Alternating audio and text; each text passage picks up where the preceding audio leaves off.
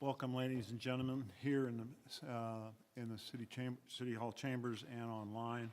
I would like to welcome you to the City Council regular meeting agenda, our regular meeting for this October 20th, 2025, and call this meeting to order.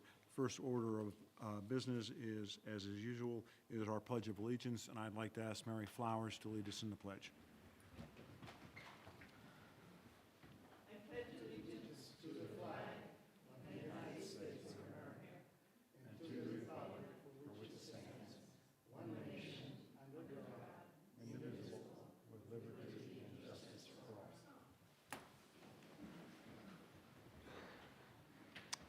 Thank you, Mary.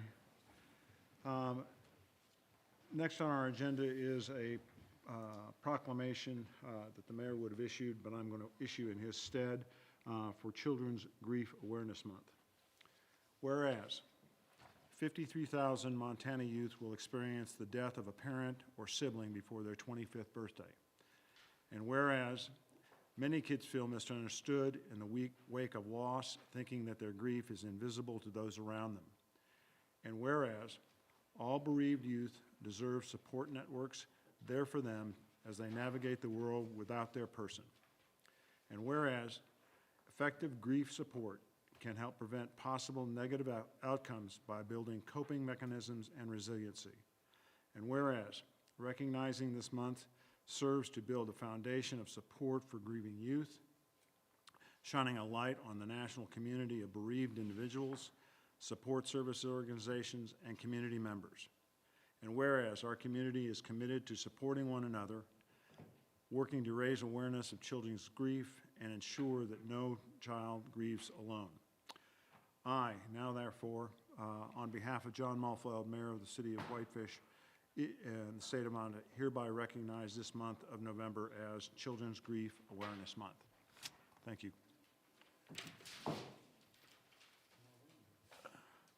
Next on our agenda is communications from the public. This is communications from the public about not anything that's not on our public hearings. Okay. I guess I need to sit up a little bit. That are not any of our public hearings. We'll take any public comment on those at that time. So if anybody has anything that's not a public hearing to talk to us about, we'd be happy to hear it. Hello. For the record, Z 4180 2nd Street. Thank you. Thank you.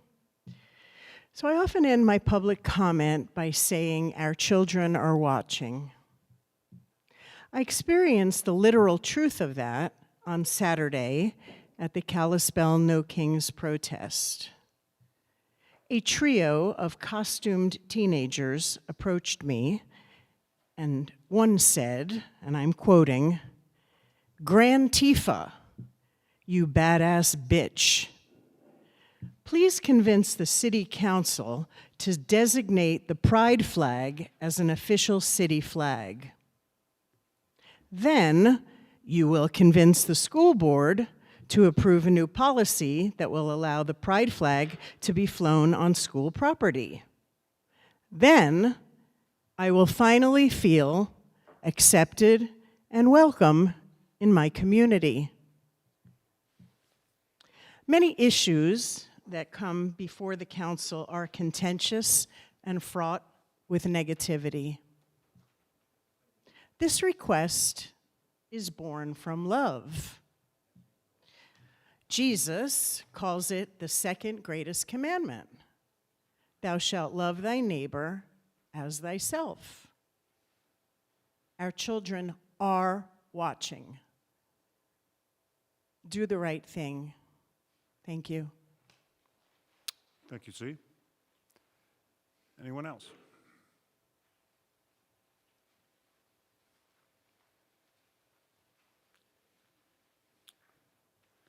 Mary, just a moment. Let me talk to you. You're fine. Go ahead.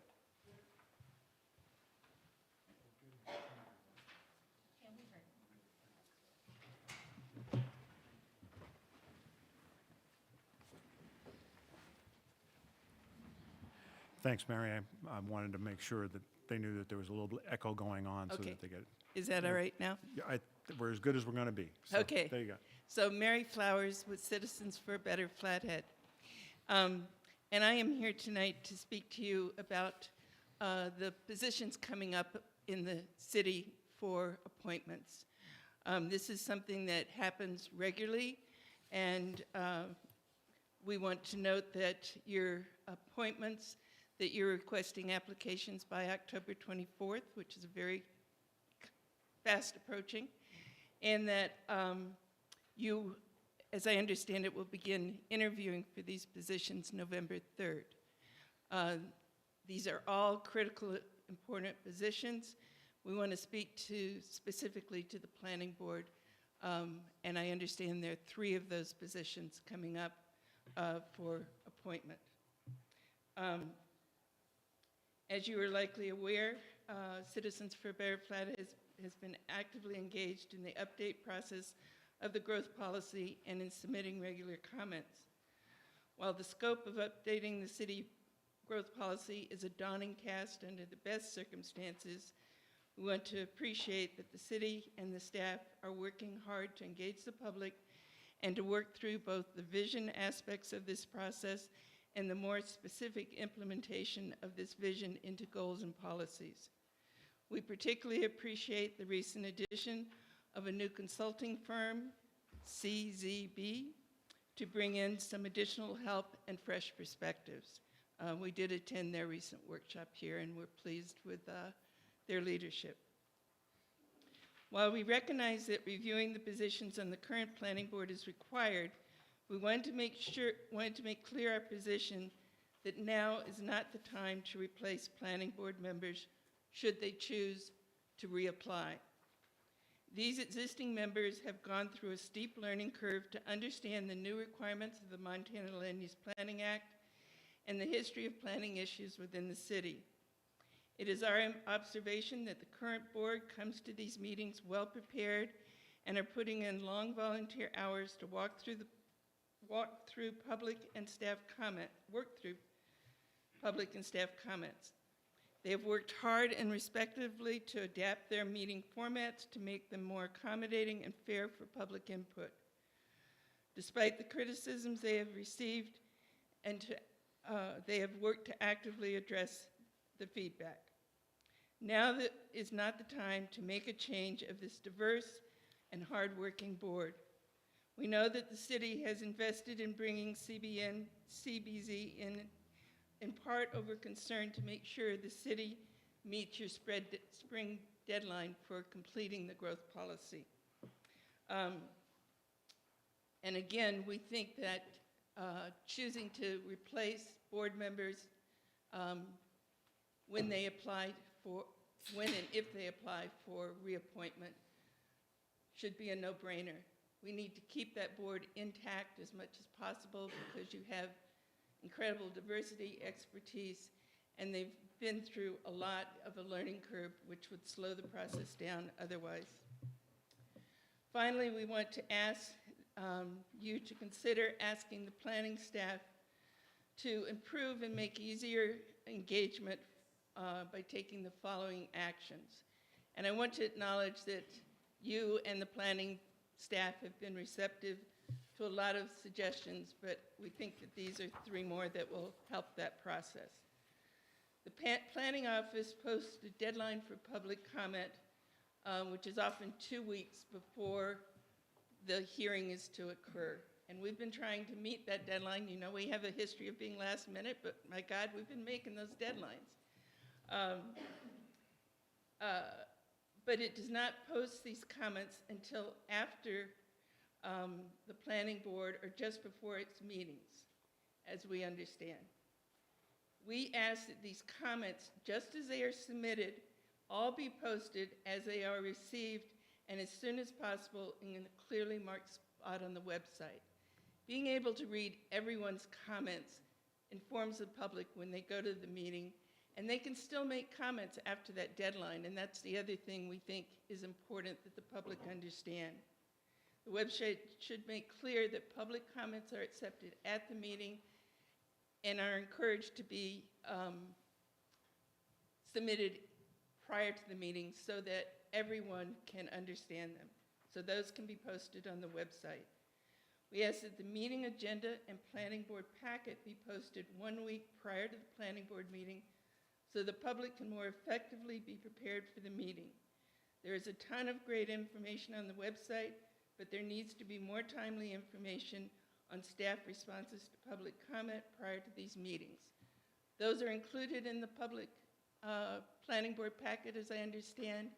That packet is given to the board 1 week in advance. We just want to have the public have access to it as well. And planning staff has built a robust website with lots of information, but giving that prominence on the website so it's easy to spot, easy to find, will be, I think, further encouraging of public comment. So we ask you to consider those suggestions. Thank you. Thanks, Mary.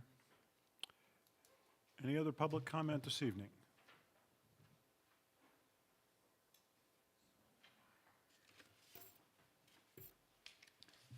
Mr. Mayor, Council, Richard Hildner, 104 Fifth Street. Just a quick shout out to Public Works.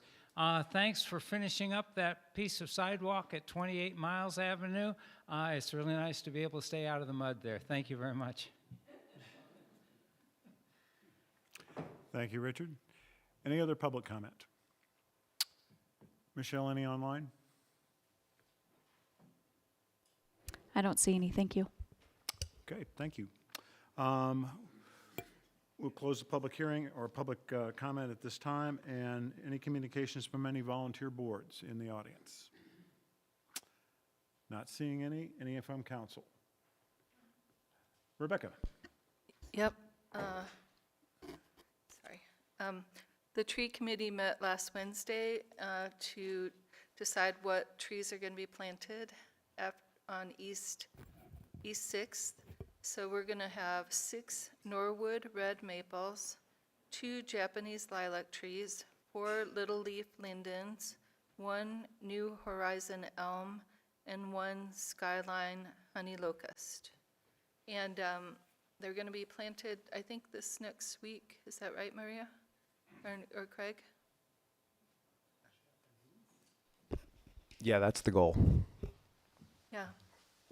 So I just wanted to talk a little bit about that project. It turned out really nice, but there's a lot of signage and there's a lot of traffic from schools, and so the tree committee decided to go kind of columnar, not block view sheds of the mountains, and look a little bit at not so much maintenance for leaf stuff. So it should be pretty, but I just wanted, the reason why I went into the descriptors of what types we planted, we have a real strong emphasis on diversity because we're going to be losing a lot of the elms.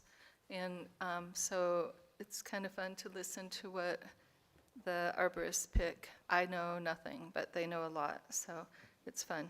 All right. Thanks, Rebecca. Moving on to our consent agenda, I would entertain a motion. Mr. Deputy Mayor, I move to approve the consent agenda. Moved and seconded. Any further discussion? Absolute. No, I'm kidding. I'm good. All those in favor? All those opposed, like sign. That matter passes unanimously. On now to our public hearings for the evening. Our first public hearing of the evening is our ordinance 25-13, an ordinance to approve a Taylor Hill Whitefish development of 24 townhomes and 7 buildings on approximately 2.85 acres of land. Wendy. All right, good evening.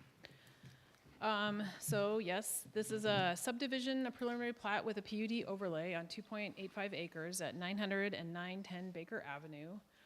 Over the years, this property has been subject to different city council approvals, including a conditional use permit in 1988 for a bed and breakfast. In 2003, this property was approved for a preliminary plat with a PUD overlay for a 23-unit residential project that included townhouses, condos, and a commercial lot.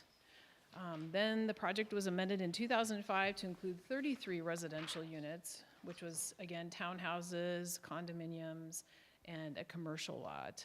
That project ultimately expired in 2010, and so what you have before you is the most recent version. The applicant is proposing an 8-lot subdivision, 24 townhome sublots, and 1 detached existing single-family home. The density will be 8.77 dwelling units per acre. The townhomes will be in 7 buildings with 2 and 4 units per building. Access for the project will be off of West 10th. An additional 10 to 15 feet of right-of-way will be added and dedicated along the north side of West 10th between Baker and the entrance. And full frontage improvements will be installed on 10th, including curb, gutters, sidewalks, street trees, and street lights. A secondary gated emergency access will is proposed to be connected to the unimproved West 9th Street easement on the northwest corner of the project that connects out to O'Brien Avenue. The individual townhomes and single-family home will be accessed by a 20-foot wide looped road that wraps around the castle building. There is an overflow parking area to the northwest corner of the development, and the park and open space area is central to the project and into the southeast corner of the development. Pedestrians would move through the site with some trails and sidewalks that connect out to the external path system. It is a residential PUD. They are proposing 6 different zoning deviations to implement the design of the project. Includes some amendments to setbacks, exempting the safety rail from the building height so they can have a rooftop patio, which is pretty common these days. The minimum sublot will be at 2,000 square feet. Lot coverage would be 40% across the entire site versus looking at the lots individually by sublot. Again, the road section throughout the development is a 20-foot wide road without sidewalks and all kind of the regular standard street, but it is wide enough to accommodate utilities and emergency vehicles, but it is narrower than the standard 50-foot wide private road section. There is going to be a retaining wall that will require a 0-foot setback as it's near with there's so much topography out there.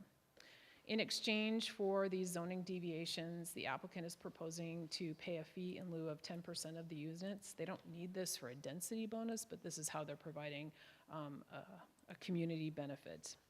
In addition, they're also willing to work with the city on a regional stormwater facility and pay into the improvement of that.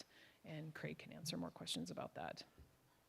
Because they are providing some affordable housing component by paying a fee in lieu, they do get a couple of legacy home incentives. And as you'll recall, the legacy home incentives aren't subject to community benefit. If you're providing affordable housing, these are some of the incentives that we've written into the zoning. So they're proposing up to 40 feet, which is one of the incentives, and a reduced open space of 20% versus the standard 30% required in the PUD. They are requesting no subdivision variances. Again, the property's at 900 and 910 Baker Avenue, so it's right there at the corner of 10th and Baker. The property is zoned WR2, which is our 2-family residential zone. It is surrounded by residential and commercial uses. It is served by all public services and facilities. We did notice the adjacent landowners post a sign on the property, put the full application on the webpage, and put a legal in the paper. As of about 4 o'clock today, and you received some additional comments, we've received 19 letters from neighbors. 14 folks are opposed to the project and 5 are in support. Those that are opposed to the project are concerned with the increase in density, changes to the neighborhood, traffic, concerns about the requested zoning deviation, loss of trees, impact to wildlife, and concerns about the use and questions about the use of West 9th Street easement. Excuse me. We review excuse me. I'm getting over a cold, so I apologize. We review subdivisions according to the criteria in the subdivision regulations. One of the first criteria is effects on health and safety. There are hydrants on both Baker and 10th, and they'll be installing hydrants within the project.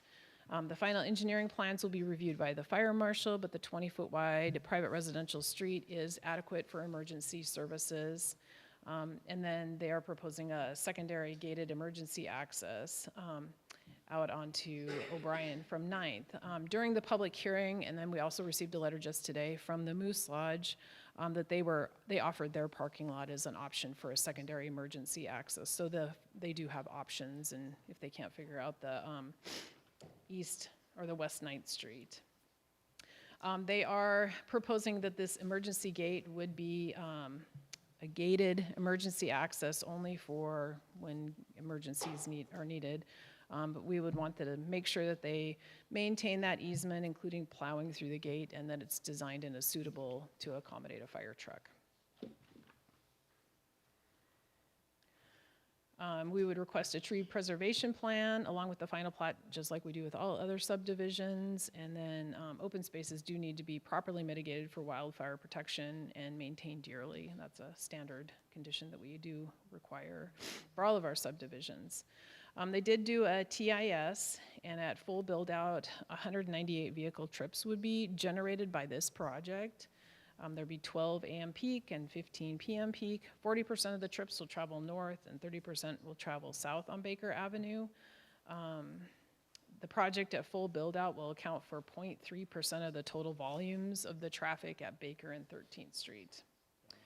There's no mapped crucial wildlife habitat or daily or seasonal migration corridors. We did contact Fish Wildlife. We did not hear from them, but it is likely, you know, as it is common throughout town, to see animals and deer move through town, and maintaining some large open space areas is going to help continue that.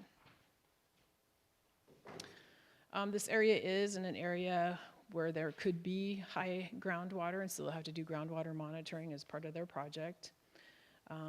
There are, you know, it is a sloped property, as we know. The castle is up high, and then Baker slopes down, and 10th Street slopes down.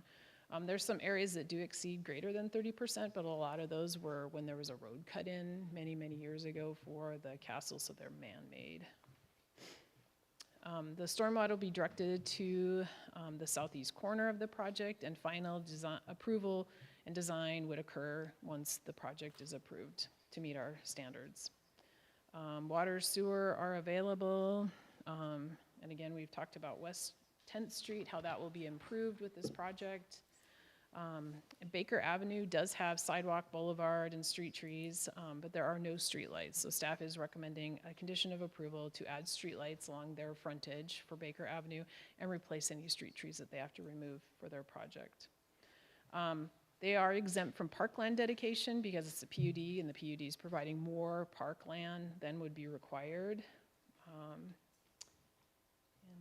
The property has not been used for agricultural purposes. It is an urban land use designation.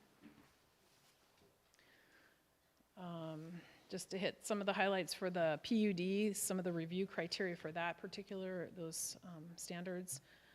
They are providing open space for the folks that are going to be living in the development. There's landscaping and pedestrian connections, and then they connect out to the city sidewalks. This project is in a great location to take advantage of neighborhood parks, including the Baki Park and Riverside and Baker, and then it is really close to the wave.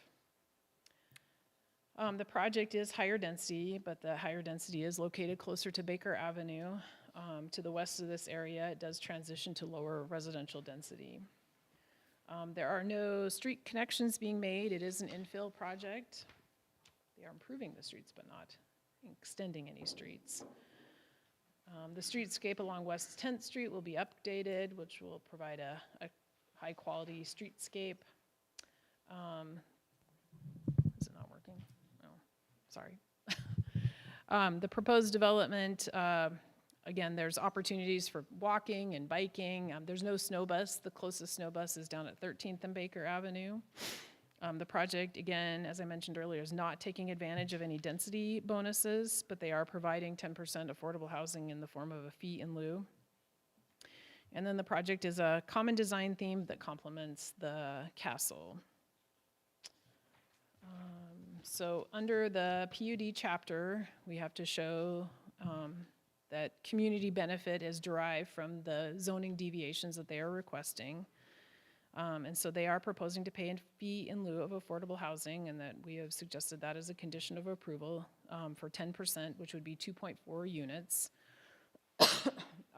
We're recommending that that fee be paid at the time of final plat, so it's keeping pace with the changing housing prices. And that is your next public hearing. And under that new fee, if you do choose to adopt it, it would be $907,000. And then also the community benefit for the neighborhood stormwater facility, which Craig can describe a little bit further.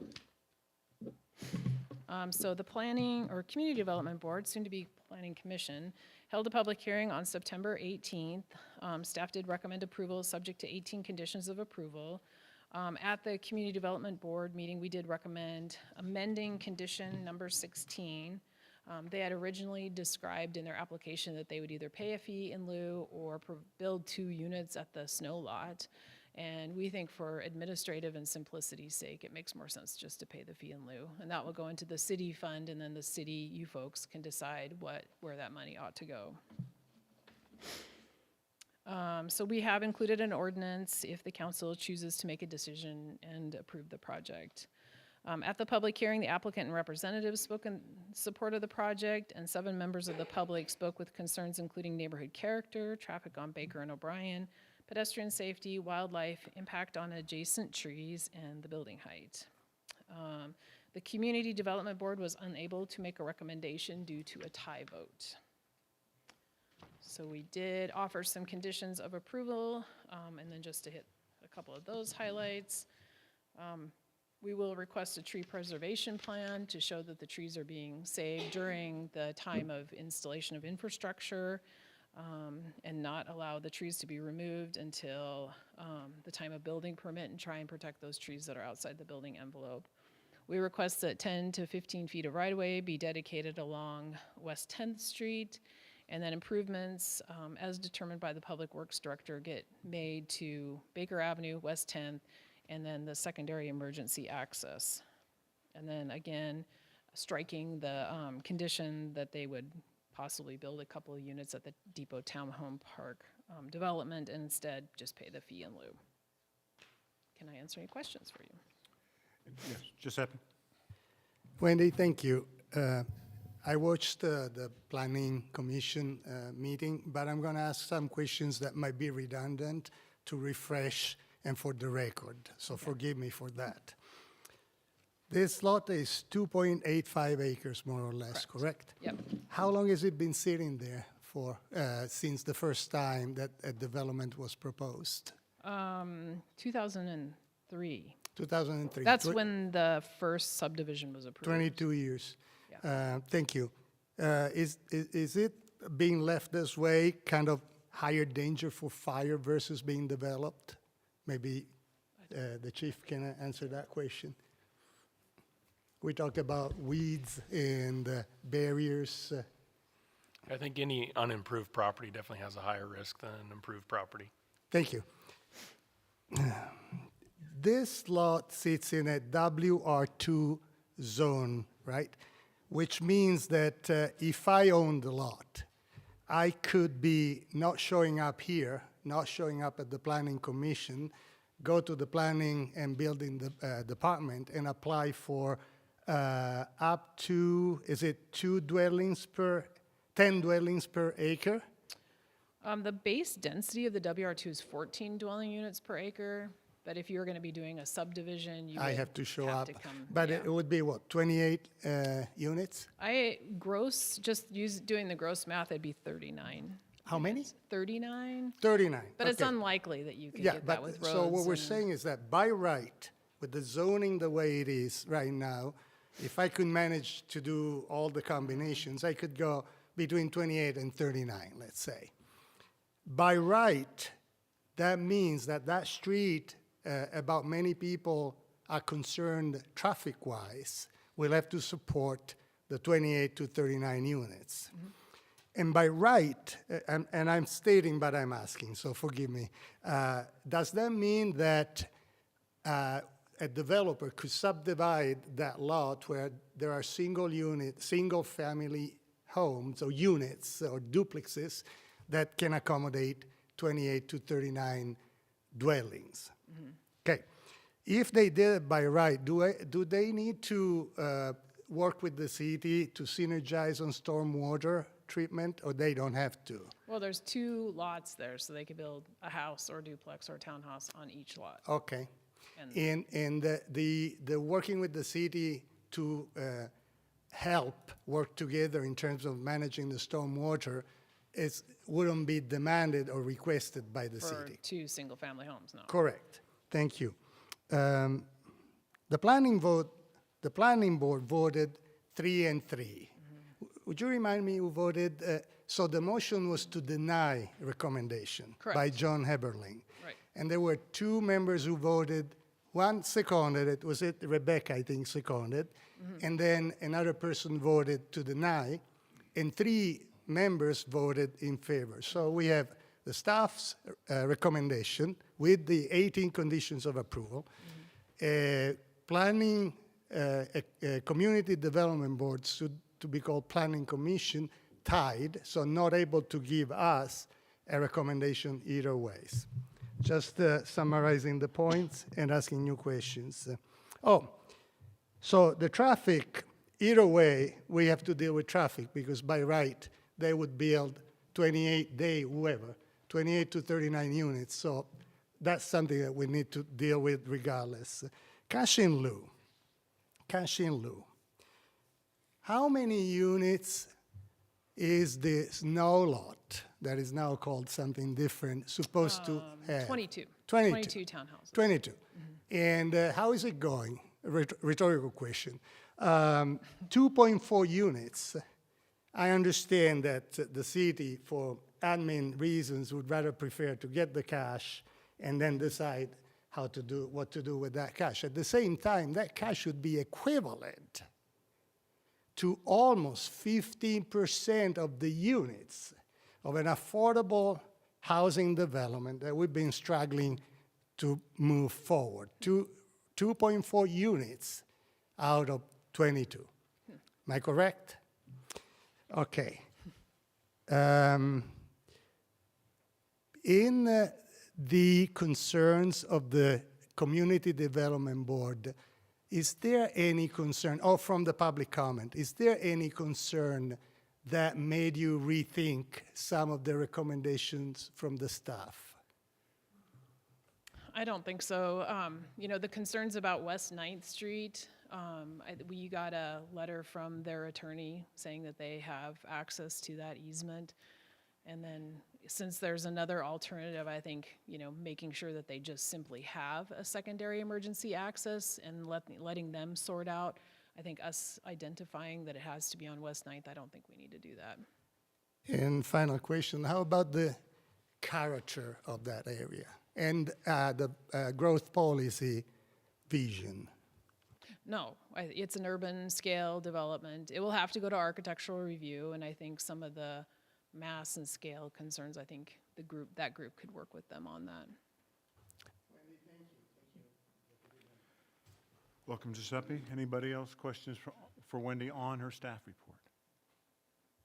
Ben? I've got a list, bear with me. All right, why don't we start with this easement thing? So, make sure I understand this correctly. The easement that is maybe under dispute has to do with the access point from on the north side of the property. Right, that northwest corner out to O'Brien. Okay, and that is proposed as a breakaway secondary fire access at this time. Exactly. Is the strip of land under dispute, or is it under dispute, I guess? Or is there anybody claiming that this easement does not exist? I think that, the Okay. neighbors are concerned about it. Okay. So is that proposed that easement would be paved, or what, how would that I work out? don't think so. I think the fire chief has asked that, make sure that it can hold their fire truck and that they work with them on the particular type of gate just to make sure that they're accessible and that it would be maintained, Sure. including plowed through the winter. So through the there gate. is infrastructure upgrade required, presumably, to Presumably. get this easement to a I would serviceable think. condition. I would think. And what is the status of that area now? Is it somebody's yard? It's a driveway that serves a few homes, Okay, a dirt driveway. sure, It's not paved. okay. So, so that easement may be under dispute, and so if, for any reason, that it is determined by a court or otherwise that this easement is unable to be used, what would happen next? Well, as I mentioned at the public hearing, and then you received a letter just late today, so maybe you didn't have a chance to look at it. The Moose Lodge was willing to allow the secondary emergency access through their parking lot. So they have some options, Okay, yeah. okay. Now, would that trigger this project to come back before this council? I don't think so. I think you could amend the condition saying just striking West 9th Street and secondary emergency access, you know, and meeting all the standards that the fire department needs. So I that think would that was require us to condition- amend the conditions now. I think it was 11C. And then if you amend 11C, you'll also need to amend the final bullet on 17 that talks about the long-term maintenance of it. So you'd need to strike that as well.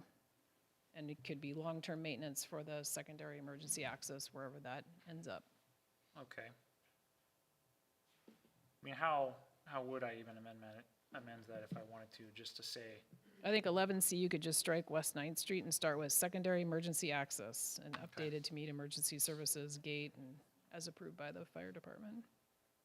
is there any reason for any safety purposes or otherwise why exiting through the Moose Lodge is inferior to what's proposed here? I Is there any think- reason why we would be against that? I wouldn't think so, but I think they'd need to look at it just to make sure it would meet all the fire department standards. I mean, would that affect any future development plans of the Moose Lodge, probably? I mean, it's their parking lot if they've had other plans for their parking area, but I Yeah. would think that they'd want to keep their parking lot. Okay. And is the city's, with regard to the legal dispute, is the city intending to solve this or express an opinion on this dispute at all, or is this pretty much not part of our don't- wheelhouse? Angie's shaking her head Yeah, no. this isn't our dispute. Okay, because I read that letter and it's complicated. Yeah, it Yeah, is. okay. All right, shifting gears, my next question has to do with building height. You know, we have some creative designs here that do maximize the height of the buildings. I was wondering if you could step me through real quick how the building height is computed. Like how we measured it at the time of building permit, kind of? Yes. That's when we do our final review. We look at the natural grade as it is out there Today, and the architect will provide us with a drawing showing at any point that the building, even as the building goes up and down, that it doesn't exceed that 40 feet. okay. So there's kind of a plane that it does not go above. And is that interpretation for any element of the building? No, Chimney? things like chimneys and, you know, there's a whole list of things. Okay. And they're asking that the safety rail not be included so they can have rooftop decks. Right. And is the safety rail normally included, or what? It's Just silent. ambiguous? It doesn't say. I don't think that the building code, or the zoning code at the time it was written, anticipated Yeah. rooftop decks. Yeah. Because I've seen these things written before addressing roof edges specifically. Is that not what ours said, or is that a different? I'm not familiar with that Okay. term. All right, my next question has to do with cash in lieu. So my recollection of, well, first thing is, I know you did kind of address this, but I just want to make sure I'm clear on it. The narrative from the applicant states that they would be providing a cash in lieu of $706,000, which I know we are planning to adjust later tonight as we do every year, but even that number seems old. Yeah, that was from, I think, 2022 or 23. Yeah. Yeah. And so despite the fact that it says that there, that number is not correct, and the actual number that would apply would be whatever is presumably adopted this evening or at final plat at a future date. Right, yeah. We want to make sure that it's keeping pace with the changes of housing being sold. So Okay, that's why we'd prefer it to be done at final plat. so that would be at final plat, but prior to building construction? Yeah, Okay, in full, yeah. okay. So my recollection of, I know this is not applied through the city's legacy home. Well, it's a Kind of PUD is. application, but it's not using the legacy homes program, essentially? Right, they're not using density bonuses. Correct. Right. And so I did find the section that talks about fees in lieu, that is an alternative that is allowed. If it will further, the applicant can demonstrate that the cash payment creates funds that will further the goals of the chapter, which is the Legacy Home chapter, and that the proposed cash payment provides a similar overall public benefit. So why, my recollection is that the Legacy Homes program sort of very specifically states that the developers are supposed to build the housing. Why is that not the case here? Well, we do have those options. If there's going to be high property taxes, high HOA dues, and it's just not appropriate, then, you know, there is the option to have an alternative. So that is what they're proposing. Okay. Okay. If any of these council members were to disagree with that assessment, would a remedy be to put a condition that the affordable housing units are built in this development? Yeah. Okay.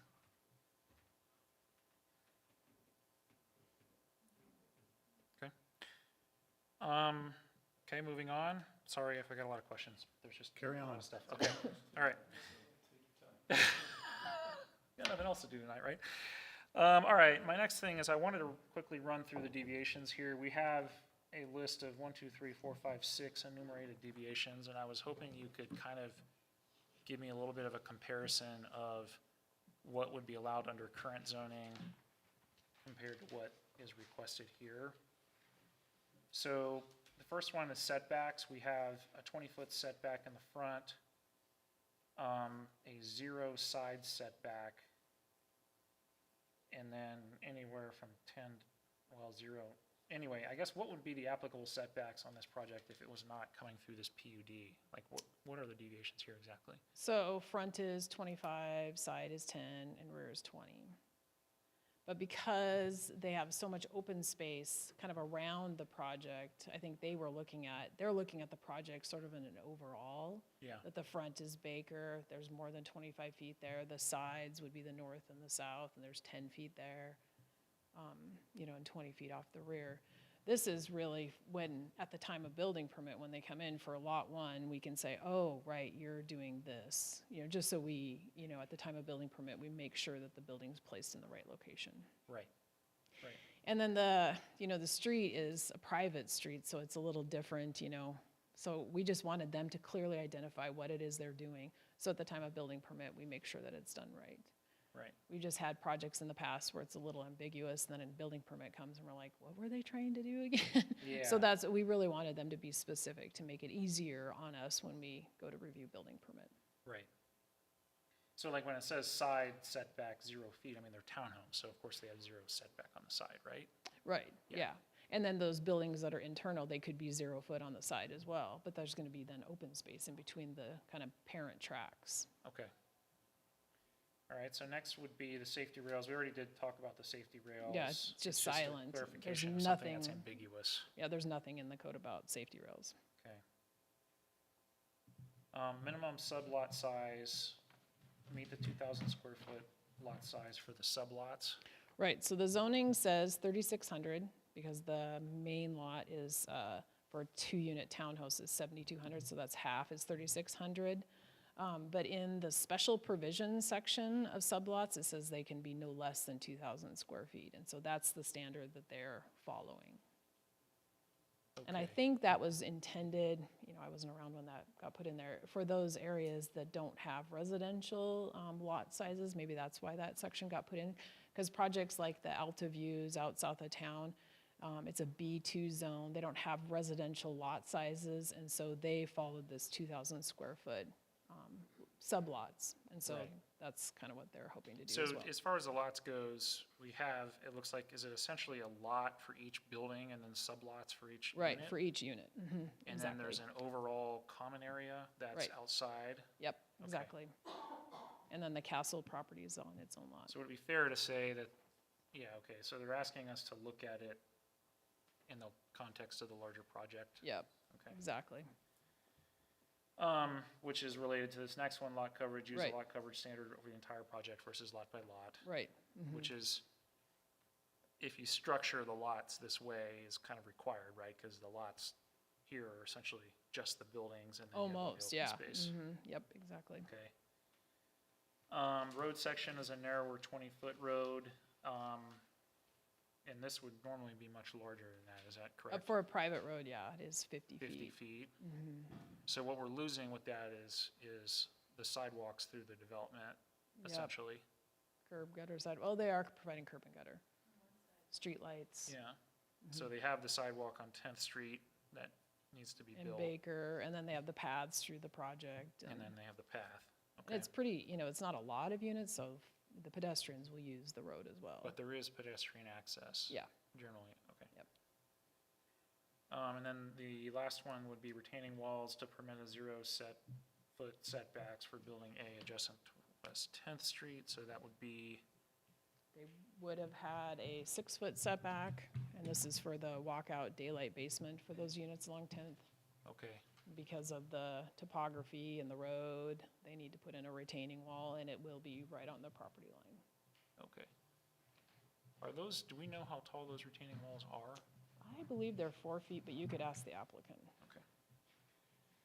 All right, getting there. All right, as far as the trees goes, so there are a lot of old tall trees there. They're very nice. The renderings that were given show a lot of nice tall trees in them. I did walk the site earlier, and it seemed to me that, especially along the part fronting Baker Avenue, those trees would be nice to have. Is there anything that we should be doing as a council to attempt to retain those as best as possible above and beyond what's already here? I don't think so. I think, the condition that we've suggested in here is, providing a tree preservation plan and in protecting them during construction and making sure that we're keeping the healthy long-term trees. Okay. All right, two things left. One, these are both for Craig. Sorry, Craig. The first one is, we have a novel stormwater arrangement here, which I can't recall ever having done before, but it actually seems like a good idea. I was wondering if you could talk about it. Yeah, so I guess I'd say this project has the benefit of an engineer that's worked on about 2 decades worth of city stormwater projects. And so this is one that Civil Solutions brought, beginning, I think, back at site review, as an opportunity to partner with the city on a regional stormwater management project at the end of West 7th Street. I support the concept, but there really isn't a precedent of the city doing this in the past, and so this would be kind of a new, process. That being said, we do have an estimate from the engineer to the tune of about $30,000. They're willing to put $50,000 towards this project that would be done at the end of West 7th Street. So, if there's any sense of, impropriety or, the council's not comfortable with it, it's really just an offer that the developer is making. I do support the offer, but it's, it could go either way. So $50,000, this is stormwater treatment, not detention, correct? Correct. Okay. When does the city plan to build this common treatment facility? It's not currently in the 5-year CIP, but it's something that really needs to be done in the next 5 years, so I would say that's a fair estimate. Okay. And how much is that project expected to cost? In round numbers, I would guess about $1 million. Okay. So that would be a pretty small, are you concerned about the size, the $50,000 relative to the size? I guess in general, why are we spending $1 million on it? Is that largely because it's pulling water off of the roads and things like that that are city property? It is, yeah. It's a fairly significant watershed that discharges directly to the Whitefish River. And so it takes, this project would be a very small percentage of the input to that stormwater management feature. Yeah. How do you feel about common stormwater facilities in general? I don't recall ever seeing one. No, we have them throughout town. Well, for Sure. private development to utilize, so to speak, or build, I guess. You mean in terms of developers contributing to regional stormwater Yeah. management? I support that. I think it makes sense. So you're okay with the proposal as proposed? I am, yeah. Okay. And then last on my list is traffic. So we have a traffic study. It's gonna take me a minute to find the numbers, but my recollection is it would be summarized as saying traffic on Baker Avenue is not very good, but this generates not very many trips. Is that an accurate understanding? I would say that's accurate, yeah. Okay. Could you talk a little bit about what the future looks like of improving traffic flow in this part of Baker Avenue? Yeah, I mean, there's quite a bit of history there. I mean, obviously, we've worked with the state of Montana for, decades on trying to improve flow throughout town on Spokane Avenue and Baker Avenue. The most recent was the downtown highway study, where we basically came to an agreement with the state that they would finalize the plan and not move forward with it, as we did not agree on the final recommendation. So ultimately, it's going to have to come to some type of an agreement to work with the state and get federal funds to make the improvements. This project, I think I want to say it was less than 1% increase to the traffic at 13th and Baker, which is the real problem. And so, the ultimate solution is additional lanes, both on portions of Spokane and on Baker Avenue. And, in order to do so, we need to acquire right-of-way and work with the state to get federal funds to do it. So we're a long ways off from that, but it's not for lack of effort. I think that the city just needs to continue to pursue conversations and some type of an agreement with the state. Yeah. How come we don't have projects like this contribute towards the cost of these upgrades? We have in the past, when there's more significant percentages of increase. We're talking about, 22 units here.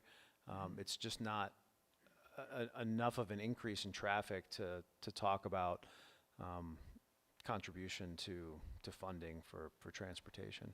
Okay. And have you reviewed and you're okay with the traffic study that was provided by the applicant? I am, yeah. Okay. That's all I got. For now. Any other questions? Steve? Hey, Wendy, thanks for the report and sticking with us here. I have a couple questions. First one's about slopes. You said that some of the buildings are close to slopes, but it was man-made?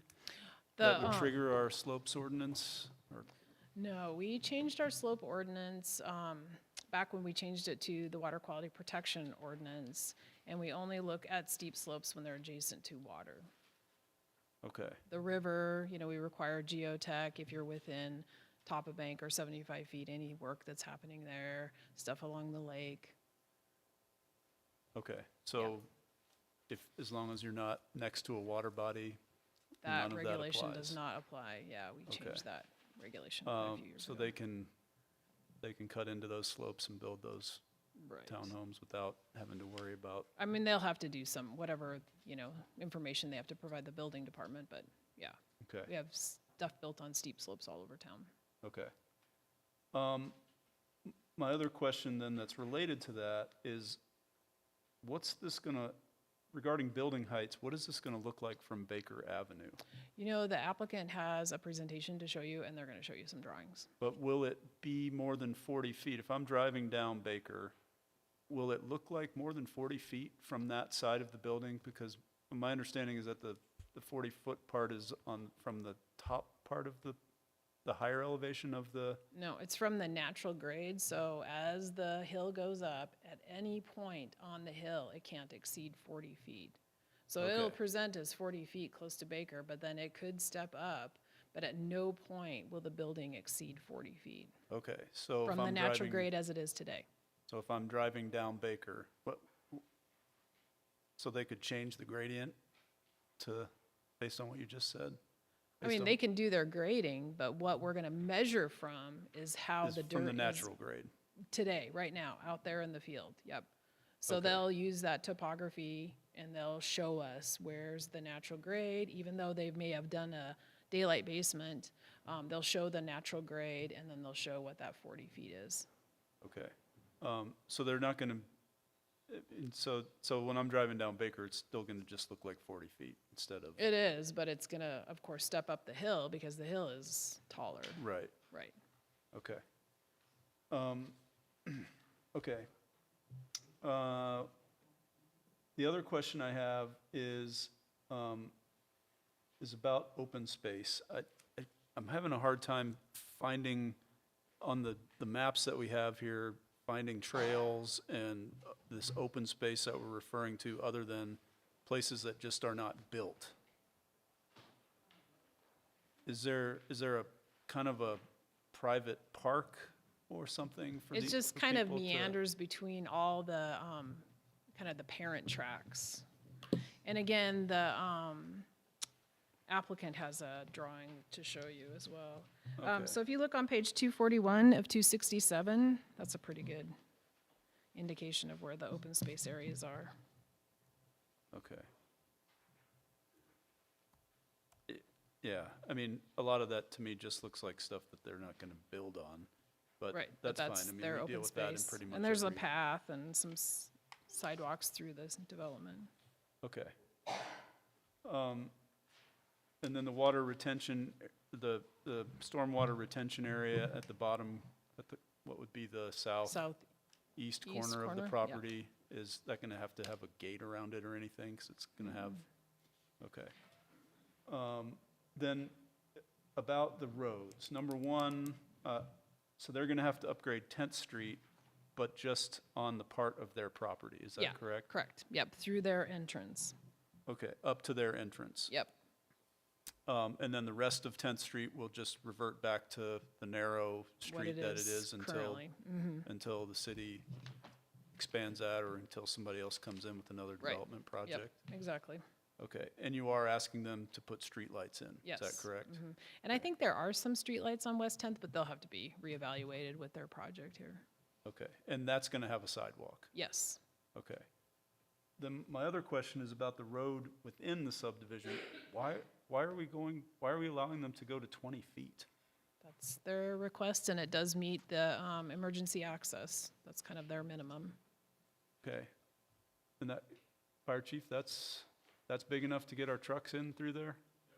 Okay. And then the other part of that is if we look at, we don't have a map of this subject property up here, but I assume you've looked at the way that West 9th Street egress or ingress, however you want to look at it, kind of comes around this parking lot and then has another big corner in it, and that's all wide enough to get our trucks in there, based on what we've seen? Yeah, it would have to be built to the International Fire Code standards, so we'll flow through that traffic, or flow of traffic through that site would be approved by us. Okay.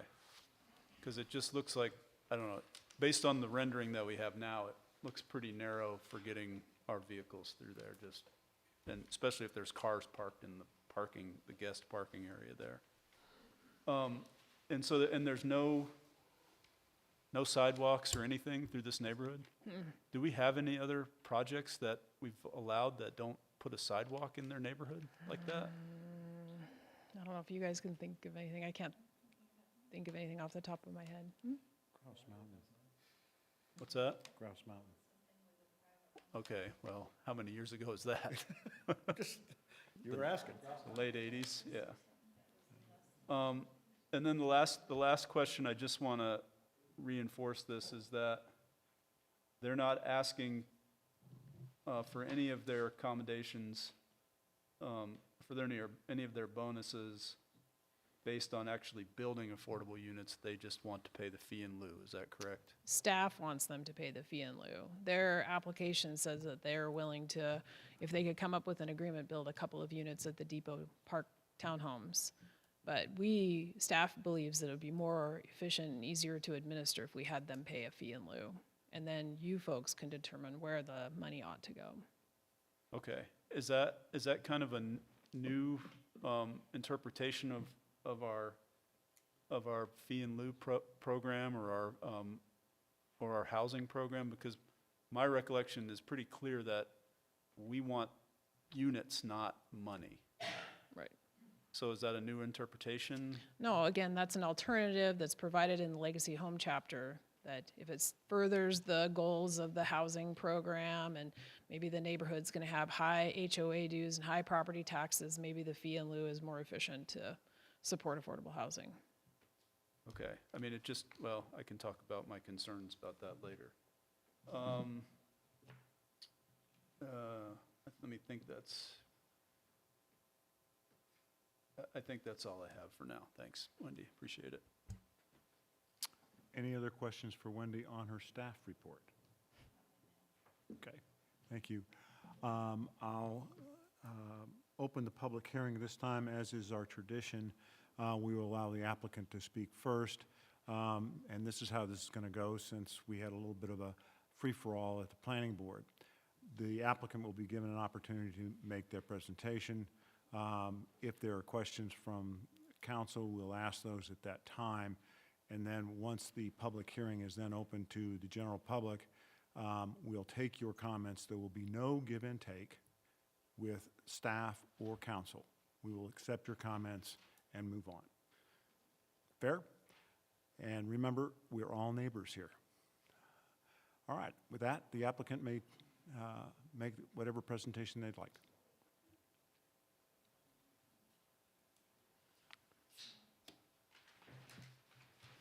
Mayor and City Council, my name is Sherry Ross. I have had the privilege of being the guardian of the castle property for over 20 years. I've also been a Montana resident for that period of time as well.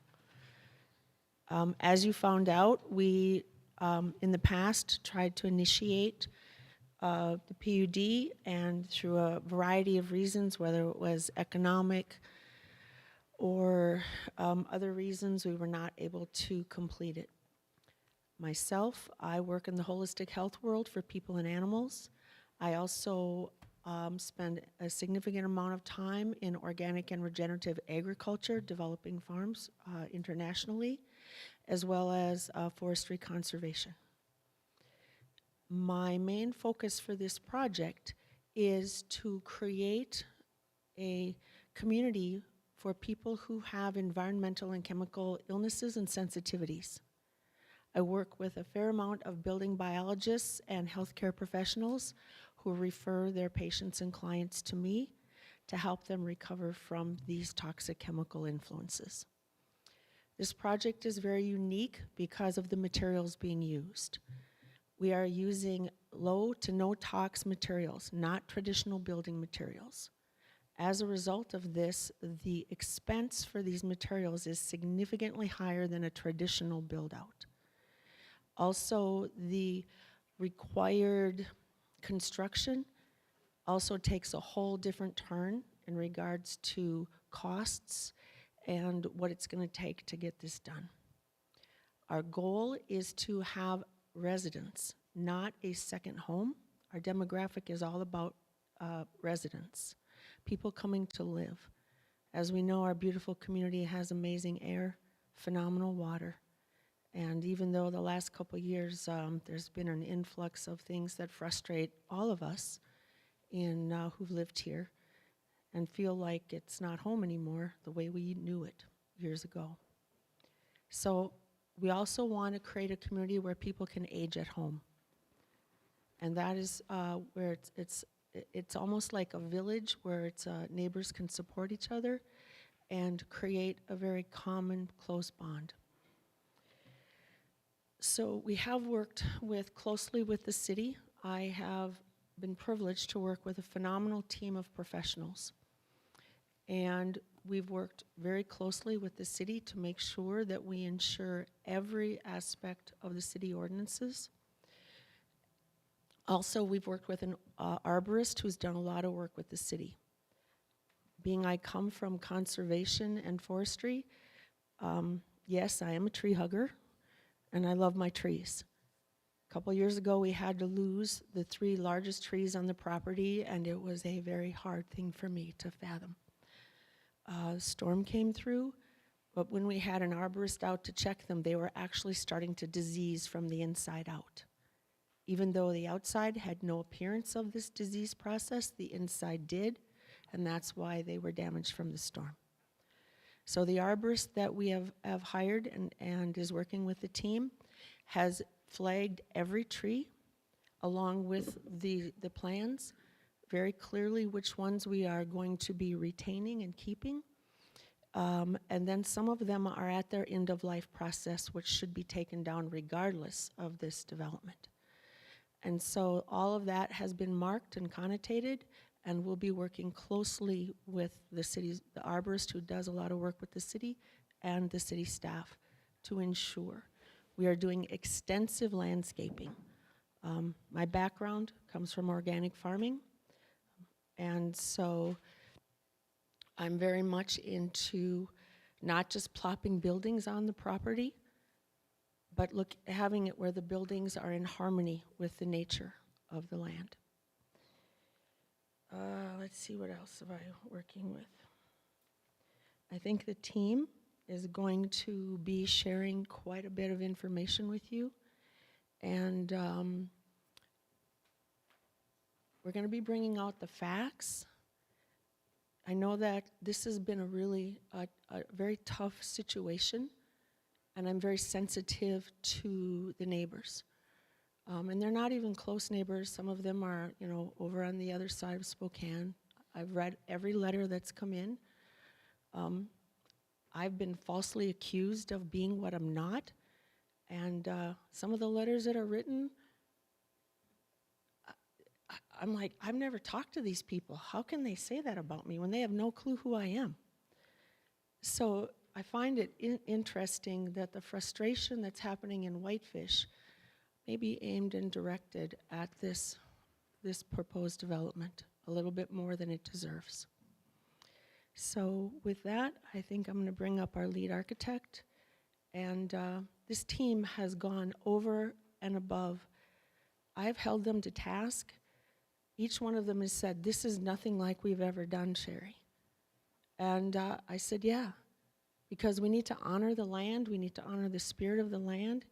We need to honor what this is about, and we need to make sure that the castle is preserved. So the castle is still going to be the focal point. There is an open corridor from Baker all the way up to the castle where the castle will be seen. And it will be beautified with, we've got a waterfall, hopefully, that we can install, a small one, not a big one, with a creek and a pump so that it can move through. Lots of native foliage will be imparted, and even the stormwater down at the bottom, our stormwater holding pond, will be very clearly, beautifully landscaped, so it looks like it's been there the whole time and it's part of nature, not just something stuck in there to meet requirement. And one of the things that our engineer found is that from Baker west and from the river south, there's absolutely no filtration of any of the runoff into actually, but then Howard's property, just on the other side of Baker as well, our neighbor, there is no stormwater conditioning or filtration system. It's all been running into the river this whole time. And so what Brandon, one of our engineers, has proposed is he said, Sherry, this is not right. This whole group of homes, this whole neighborhood and community, all the runoff is running into the river. So that's where he worked with Craig and the city to come up with the plan. It was our idea to come up with the plan to create a stormwater filtration system for that whole neighborhood that we would participate in. So I thank you for your time, and I'd like to bring up David. Oh, I'd like to bring up David. He's right behind me. So any questions for me? Not at this time. Thank you. Thank you very much.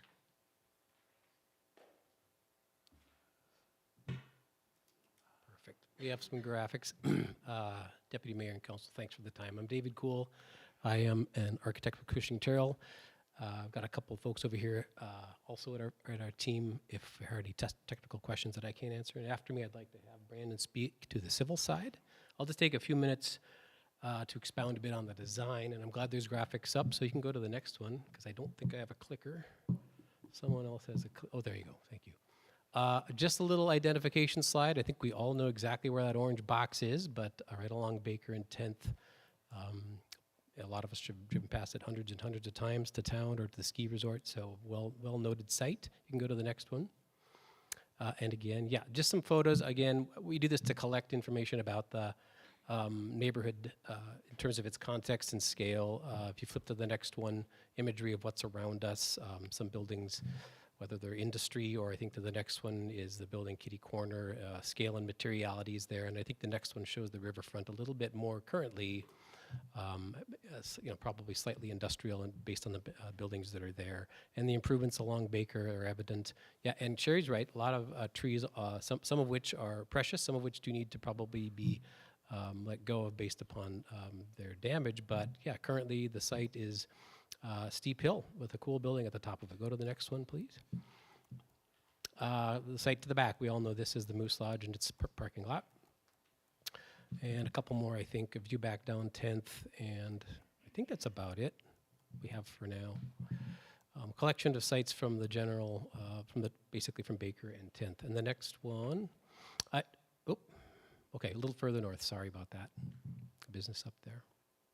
Okay, if you can go, I think you're going backwards. There you go, thank you. And I don't want to spend too much time on this, but I want you to understand that we put a fair amount of time into the analysis of the site, because the building, the design is often, we rely upon the site a lot to tell us how the building should perform. So this is the site aerial, and the next one I think is topography. It's no surprise.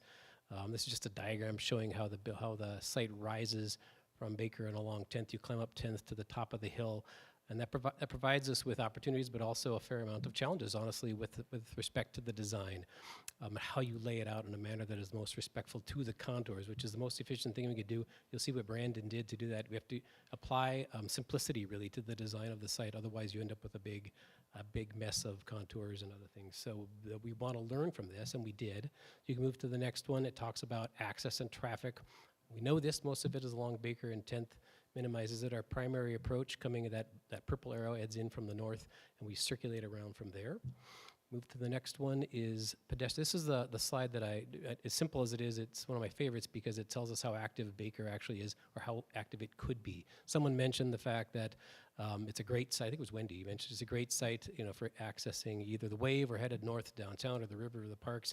This site is beautifully located for pedestrian or bike path, and we wanted to, and Sherry mentioned it, and by the way, she's very, very passionate about this, you heard that, how to get from this site onto Baker simply and easily with you'll see it in the site design, essentially a pathway or a parkway that gets from the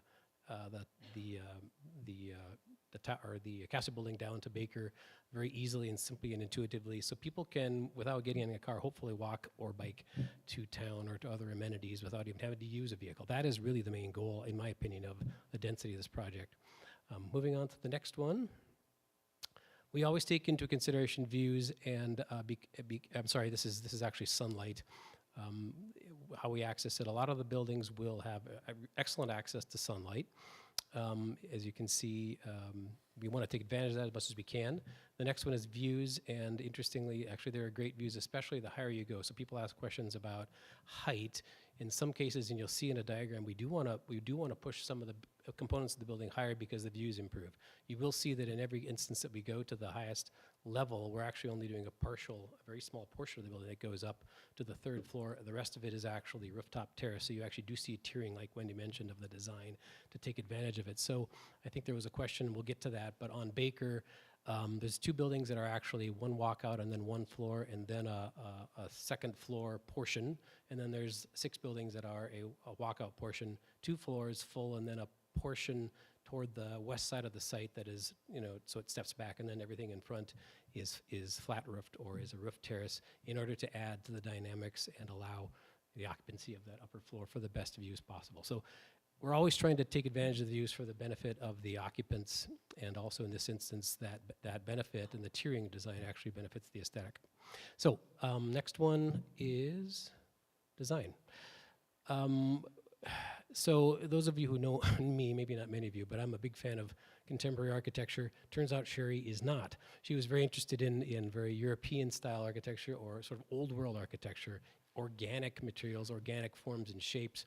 And even as you see that diagram down there of the site plan of the city, sort of European organic design, which is something that I, in time, took a great affection to and realized the importance of it, particularly on this site, but it was not my initial intuition. Thanks to Sherry pushing me that direction, we moved it in this direction. I think it's a wonderful movement.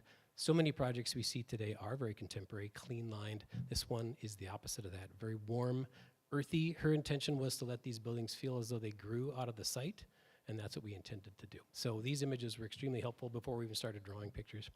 The next one is a diagram, a messy diagram. We always do sketches. We tried to create some version of that image on the left. These are some diagrams we did to lay it out, and Brandon kind of set us straight with topography and things, but you can see some of these early sketches, we had it a lot more dense, and we were pushing the buildings closer to Baker, and we learned over time. And Sherry said, it's too many. We don't need that many. Let's back off. So we backed from something like 30 to 26, then to 24, in an effort to allow us more site to work with. So, but we tried to keep it organic, and you'll see, actually the next one I think is the final design. I wish I had a pointer, but you can kind of see where the castle building is. As you move to the right, you see a water feature, and then it cascades down across. You see Community Park, and all that is walkways and water features that link it all the way to Baker Avenue. And then to the south of all that, you see the word stormwater. I don't know, Brandon can tell you if we're gonna hold water in there all the time, or if it's gonna be a temporary. I can't remember. Doesn't look like we're showing water there, but that is an option to make that actually a full-time pond. But then you see groupings of 4 buildings, and they're very staggered. Each one of these buildings is very specific with how they address the site. I don't think there's a single building that has the exact same building elevation. They vary because the topography moves, so they'll have different floor elevations that they enter on, and then they also push and pull to react to the contours. Very simple site design, though, because you can see it loops literally with respect to the contours that we showed on that first slide. It just steps down. The best way, most efficient way to do is create a loop at a rough elevation that's fairly similar. You wrap around, we plug in and out. You can see I'm going to try to be quick here, I'm sorry, but you see 3 different building types. And Sherry's allowed us, oftentimes you'll see 1 or 2 unit types, and that's it. We have 6, 8, 10 different unit types, maybe more, all because we're trying to react to the contours and also the views as much as we can. A units are completely flat. There's only 4 of them. B units, you enter a vehicle from the high side, and then you walk out like a bedroom or 2 on the lower level, and then you go up, I guess, 1 floor above that, and then a partial floor. And then the C units, which are the blue ones, you enter from the low side into the basement as a vehicle, and you have 2 floors full and a partial floor, excuse me, on the 3rd. And those also vary depending on the view. So a lot of things went into play to study this and make it as effective and sensitive as possible. So I think there's a few views of the exterior, and then I will quiet down and let Brandon speak. Again, this is an aerial view from the east. You can see Baker along the front of that. Tearing up, I should mention, it's kind of hard to tell in this view. The 2 in the very center here on either side of that swervy path that goes up to the castle are shorter. Those are the ones that will not have they won't have a high face. I think like I said, I think it's a walkout, and then it's an entry level from the back, and then a partial second floor, and then the ones on the sides go a little bit taller. There's a little more. They're a little bit larger. Most of these units are 3 bedrooms-ish. Some of them are a little bit more than that based upon need. There's a bonus rooms here and there. There's an office here and there, a family room depending on need. And then all of them have a rooftop terrace.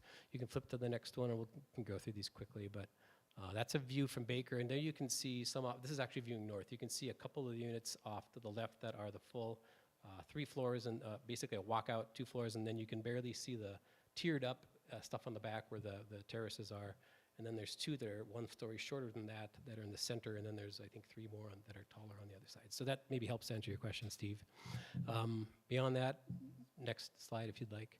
Mostly just the style of the architecture. You can go to the next one. It's a view up there. Inside to the next one if you'd like. Looking at stone, wood materials, and things like that. Next one. That's a view as if you're turning into the loop road now. This is where, and again, to break out on the scale, there are covered areas that come out. Those are actually terraces in many cases coming off of a kitchen where there can be a barbecue or something. Drive under that to get into your garage, and that also breaks down the scale of these buildings. Same thing happens on the backside. But these are tight together in groups of 4, and the walkability, it is intended to feel like a European village, where I think it's okay to walk on the street in this instance, because that's just part of what you do. Next slide, and then we can kind of wrap this up. I think you can go to the next one. Actually, we put all kinds. Once you do a 3D model, you can take 100 views of this. So I apologize for that. You can go to the next one. That's kind of a view down from the street. Castles behind you, Baker's down in front. Keep on going. Aerial view, you can see some of the terraces though. These ones actually view northish, and they should, in theory, they're higher up. They should be able to view over the top of the units that are further north and see Whitefish Mountain. Next one, I think that's the last one, or maybe close to it. Just more character views. Mixing and matching some of the materials in order to provide variance in the architecture. And the next one, I think that's the last one. I'm not going to go into any detail on the floor plans unless you have specific questions, but I think I mentioned the scale and the number of bedrooms and things. But the feature of all these is larger decks off the front, and then rooftop terraces for everybody. And I think that's it for me. There's probably several slides here. You can fly through those, but yeah, I'll let Brandon speak. Great. Good evening, Deputy Mayor, councilors. My name is Brandon Tice with Civil Solutions. I'll just step you through the civil engineering on this project. I've got just 5 slides here to go through. We're going to be accessing the site off of 10th Street. That's our primary access.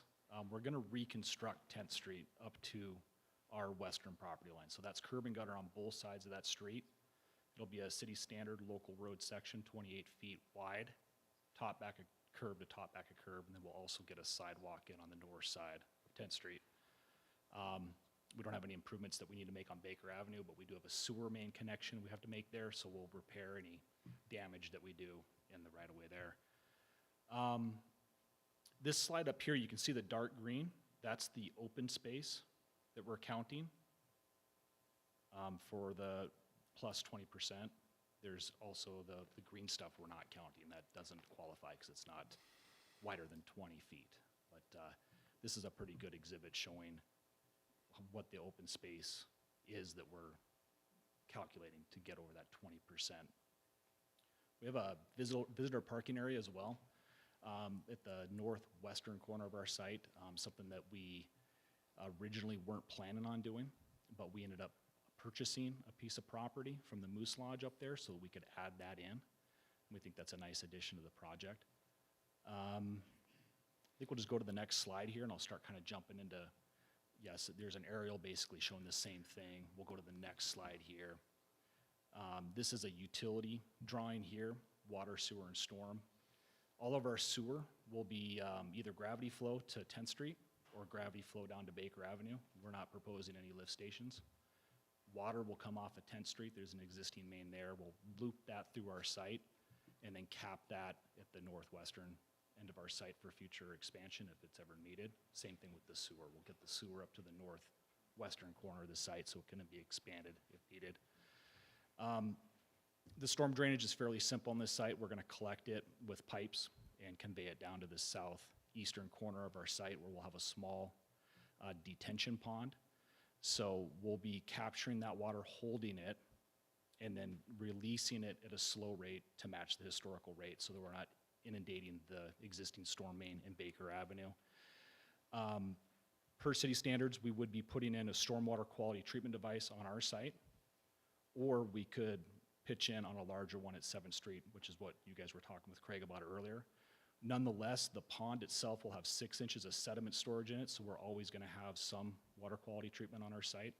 The treatment device that we may or may not put on our site, depending on the city's decision, would be a pre-treatment device for that detention basin. We're going to try really hard to kind of make that as shallow as possible so it doesn't have a lot of water depth-wise by using the area that we have available to us down there and try and make it more of a landscaping feature rather than kind of a cookie cutter pond that you would typically see in most subdivisions. That gets us through the utilities. We will get a couple streetlights in on Baker, or on 10th Street. There are a couple right now. I don't know if they meet all the current regs, but I believe the luminaires have recently been replaced on them with the new LED ones that we're using. But we'll study those, make sure that they're okay to relocate. If not, we'll get the right ones in. This exhibit here shows some of the trees. It's basically our design overlaid on this survey with the gravel parking area for the Moose Lodge on the west there. One question that came up was fire truck access for the site, the 20-foot wide roads. When we started looking at different options for this site, I had my work cut out for me. It's got some slope to it. So getting a road So to, if all these Hillsborough honors points, I could stay for free.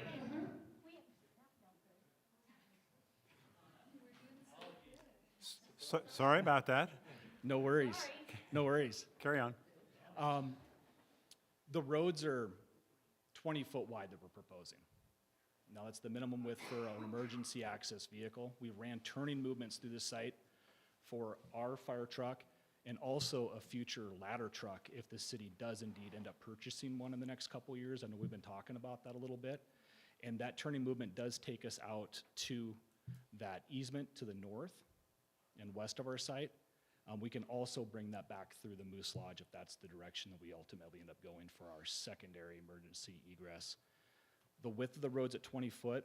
We started looking at going wider and wider, but it gets to where it's very difficult to terrace those into the steep site when we do that lower loop road. So we ultimately landed on the 20-foot width. So that's a little bit of the evolution behind that width. Tree retention, Sherry did a great job talking about that. We hired Forest Restoration. They've done their tree inventory, and we'll follow all the city's regs on a retention plan, showing you which trees we will be planning to remove, which ones we'll save. The ones we're going to save, we'll do all the fencing around them to make sure we're protecting them during construction. We have a geotech on board, so we do have some steep slopes on this site. We'll be engaging Kagan with Alpine Geotechnical to help us with the site as we develop the foundations, the roads, to make sure that we have the stability that we need. Retaining walls, that came up. What's the max height on these walls? We're not going to go over 4 feet on our walls. Now, we will have some places where we'll have some terracing of walls, but 4 feet is our height per, max height per city regs. So that's what we'll be putting our walls in at. And that's, I think we have one more slide for civil. Here's the road sections. And I think that's it, Michelle. And this is just the plat here, the pre-plat. And that's it. Thank you. Thank you for your time. You're welcome. We'd like to open up the public hearing at this. Do you have some, just a second, we have some questions from staff or from council, if you'd come back up. Oh, yeah. Rebecca. Yeah, I just have a few questions, Brandon. So on one of the things I was reading, it talked about you planning to use the emergency egress street for trash collection.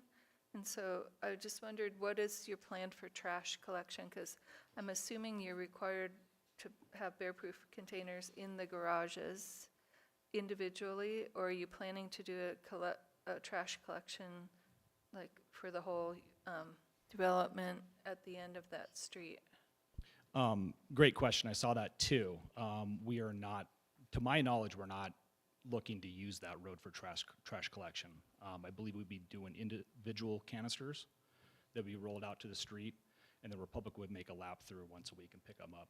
The emergency egress will be a breakaway gate, so it's not something that would be used on a weekly basis by Republic for trash pickup. It would be for emergency use only.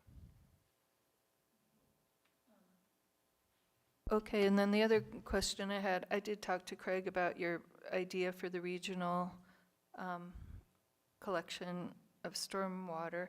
If that does not go through, I'm just saying I'm not in favor of it because I like us to be kind of clean with how we do things and everybody does it the same way. So there's no perception that, you know, you're getting a deal or doing substandard stormwater stuff for $50,000. So if we eliminated that idea that you brought to our Public Works staff, how would it change this proposal? Like, what would happen with stormwater in that southeast corner? Yeah, great question. So we would put in what's called a CDS, 4-foot diameter hydrodynamic separator. They're about $30,000 to install, to purchase and install, and we would put that upstream of our pond. So we would pre-treat the stormwater before it goes to our pond, and then anything that makes it through that hydrodynamic separator would have a second chance to settle out in the sediment storage vertical budget of that pond before it's flow controlled and released to Baker Avenue. And that's actually what we have on the drawings right now. But I think selfishly, I've been working with Karn for many, many years before she retired, and I was always hoping to get a stormwater treatment device in at 7th Street. We've been looking at it for a long, long time. And one day I was like, wow, this would be a great opportunity to contribute towards that if the city was interested in doing so. But I totally understand your concerns about it kind of being easier. I really appreciate both you and Craig staying open to new technology and improving our city. It's just more the appearance of stepping away from our norm that I have problems with, and that is just, anyways, thank you. And then do you think that there's plenty of room for a traditional treatment on that side then? You're saying you're already planning to do that? Absolutely. It's a 4-foot diameter manhole, basically. And so it's, Okay. yeah, plenty of room. Absolutely. And then, is there any safety consideration with that detention pond so close to Baker, and animals or children or anything getting stuck in there? Is it going to be deep enough to have safety concerns? You know, it's not going to be deep enough to have safety concerns. If it's 4 feet or deeper, we're required by city code to fence it. If we're on a school property, you have to fence it regardless. But neither of those will be the case here, so we're not planning on fencing it. If I was to guess, I haven't ran the calcs yet on it, but I would guess it would be somewhere around about 2 foot deep on average. And that would be during the storm event, like a 10-year storm event or a 100-year event. Yeah. Any other questions for applicant? Yes? So the retaining walls you said are no more than 4 feet? The walls will be 4 foot high, and then if we go, then we can do a 3-foot terrace, and then like put plantings in there and then do another 4 feet. And we've got a couple places where we'll see a double stack of those like that. And you probably don't know then the construction of these retaining walls? We actually have been looking at a couple of different options. There's a product called Ready Rock. That's like a pre-manufactured concrete product. It's kind of got like a stamp on the outside, so it looks like rock, but it's not really rock. And then we've also been looking at actual stacked rocks, like, you know, kind of rectangular boulder type rocks. Yeah. They'd probably be like the size of this podium, like laid on their side, and stacking those up with geogrid. I mean, what's your expectation on how much retaining wall we have here? I mean, is it 2 levels? Is it more than 2? It's, you know, the walls that we have identified are primarily between the buildings on the east side and Baker Avenue, where we have the most fall. And they would be up against the homes, providing kind of a at-grade patio area for those daylight basements that come out. Okay. Yep. And no railings or anything? We would put railings on them if they're There over will be 30 inches railings. tall. Yep. Okay. Thank you. Steve? Hey, Brandon, thanks for your time. I don't know if this question, not sure who these questions are necessarily for, if you can answer them. My question is about the community path, and that goes from Baker up into and around the castle. Is that something that would be open to the public? Or is that designed mainly for the people that live there? I'm not sure I can answer that. It would be in an open space area. Those paths won't be on any individual properties, so I guess they'd be owned and maintained by the HOA. Okay. Does that help answer? A little bit. I mean, when I think about, especially when we get into something this big, I think about connectivity. Sure. Especially pedestrian connectivity for people that live in the neighborhood as well, because they could walk through your property to get to their homes on O'Brien. And then in the rendering that we've seen a couple different times, it shows that there's something that looks like a sidewalk on the side of the asphalt, and that this might be for the architect. Is it going to be asphalt to each driveway, asphalt all the way through, or are we seeing something that's not actually represented? Because we even have people walking on those white-looking areas that look like sidewalks, and then in the picture that you showed of the European town, there was a sidewalk on one side. And Right. again, the connectivity, pedestrian connectivity is a big issue, especially in this town. And I'm concerned that we're not getting any sidewalks here. Yeah, so it would be a 2-foot wide, like, concrete strip on each side of the road. And then we'd have 16 feet of pavement between those. And then every 50 feet or so, we'll have a perpendicular strip also that goes across. And in the very middle of the loop road, where it's closest to Baker, there's gonna be an area that's about 20 by 20 feet that'll be stamped concrete, kind of make it look like a cobblestone type area. So it's gonna not be your traditional just paved road from edge to edge. We're gonna have some concrete laid out on the sides to kind of soften up the look and feel of it. Okay. Yeah. And then I do have a question for Ms. Ross. I don't know if you want to come back up, Cherie, if you don't mind.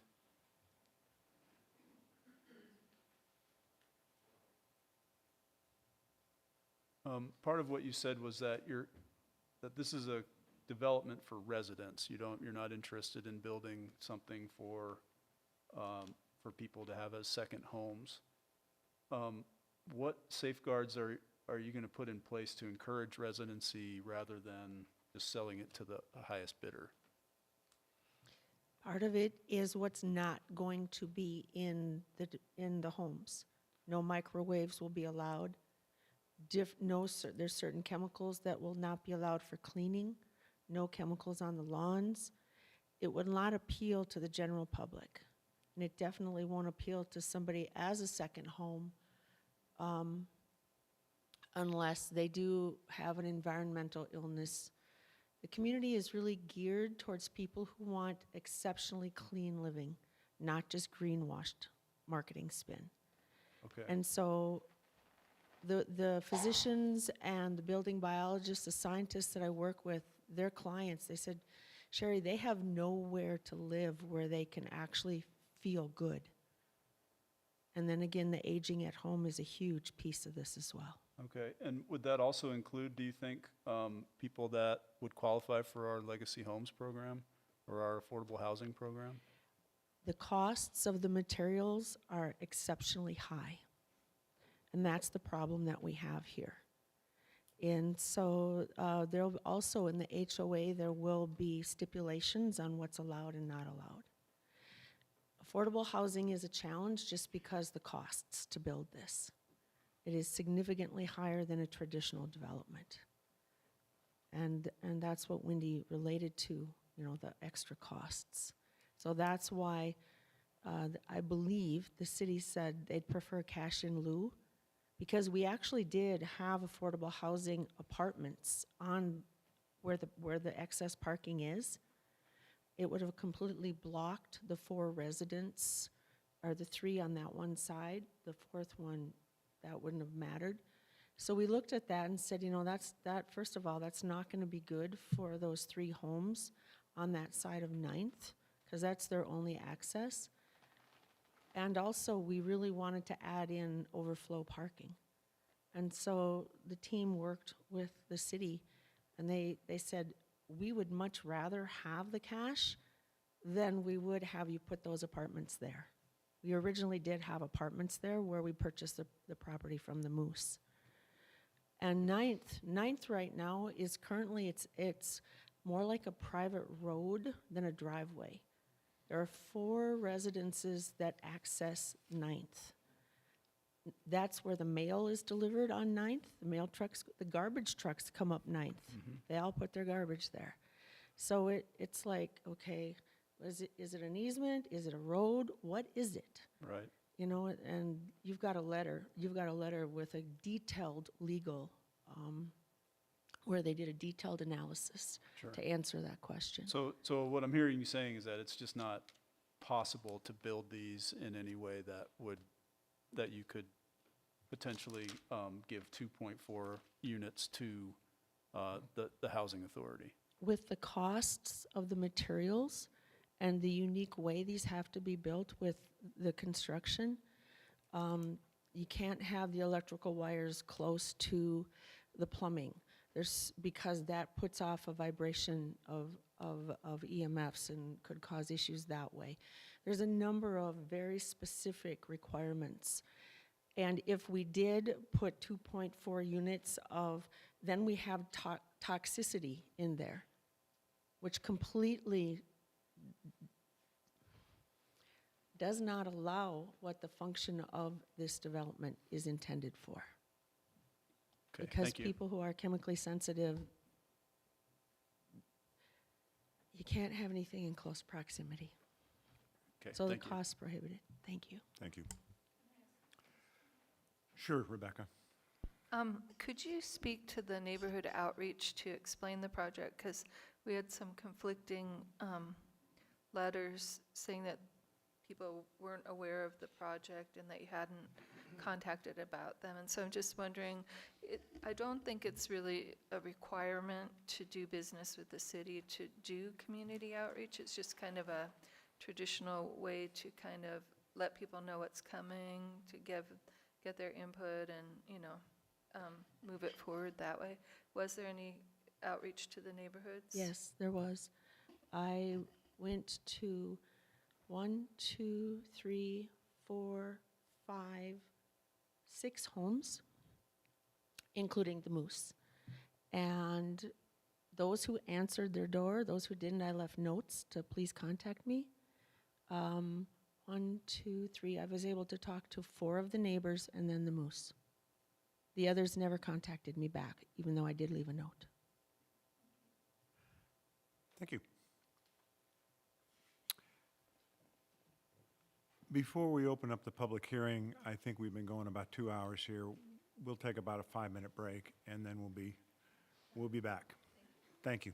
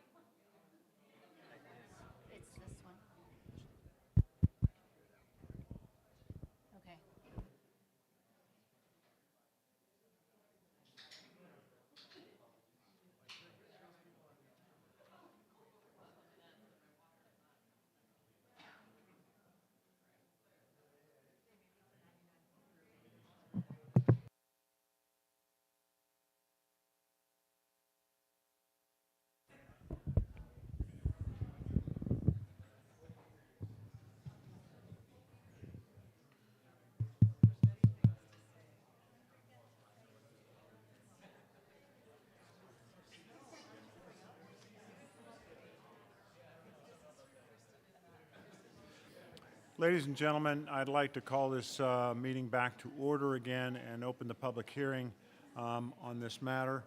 I know the presentations went very, very long, and I'd like everybody to be, again, cognizant that we want to hear what you have to say and what you need. If the extent you can shorten it and point it, that's the best for us and best for the project. So with that, can everybody hear me all right? Thank you. Can you hear me now, as the commercial goes? All right, I'd like to open up the public hearing. Name and address for the record. Good evening. Thank you, everyone, for all of your hard work. My name is Denny Genoux. I live on 659 9th Street West, so off of O'Brien. I just had 2 questions, and I don't expect an answer, but one is, would you be able to walk through this as a pedestrian? So is this private property or is it public? So if you wanted to cut through to West 9th from 10th, would you be able to do that as a pedestrian? And the second was, I'm concerned about what's going to happen to the Moose Lodge in time, because everything in Whitefish is changing. So will a development take over the Moose Lodge at some point if it's sold?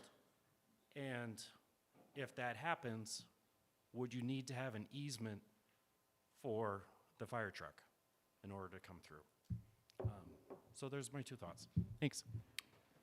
Thank you, Danny. Ryan Kiefer, 630 Baker Avenue. Again, 2 main thoughts. My concerns are that there's been some odd numbers going around with the number of units allowed for this. With W2 zoning, 2 parcels, duplexes are allowed. Anything more than 4 units for this development would otherwise need to come before here, so I wanted to see if we'd clarify that. And then my other concerns are that this is just kind of a big, prominent development. I think we've all got concerns about the height and the slope and the appearance from Baker Avenue. The fact that this is a development that's kind of by design excluding some folks from living there, just with certain requirements and costs that have been brought up here tonight, is concerning, and having it be so prominent and just kind of making so many concessions for this project doesn't seem to benefit the community overall. So thank you. Thank you. Hey, I'm going to give everybody the same warning I get. Speak up. Oh, that's fine. There's no problem with me. Okay, now they asked a question about what would happen to the Moose Lodge. The Moose Lodge has been there for over 100 years. Name and address for the record, please. Oh, my name is William Taylor. I live here in Whitefish over by the golf course. Anyways, I'm not very good at public speaking, but as far as Moose Lodge goes, the Moose Lodge has been there for 115 years. I don't see where it's ever going to go anyplace different unless something unseen happens, like if there's a fire or something like that, and then there'd be catastrophic. But other than that, I think it'll probably be here for probably another 100 years. And as far as the development goes, I think it'd be a great thing for Whitefish to have a nice community that people can see and relate more to Whitefish. It would enhance the community some, from what I've seen. Thank you. Great, thank you.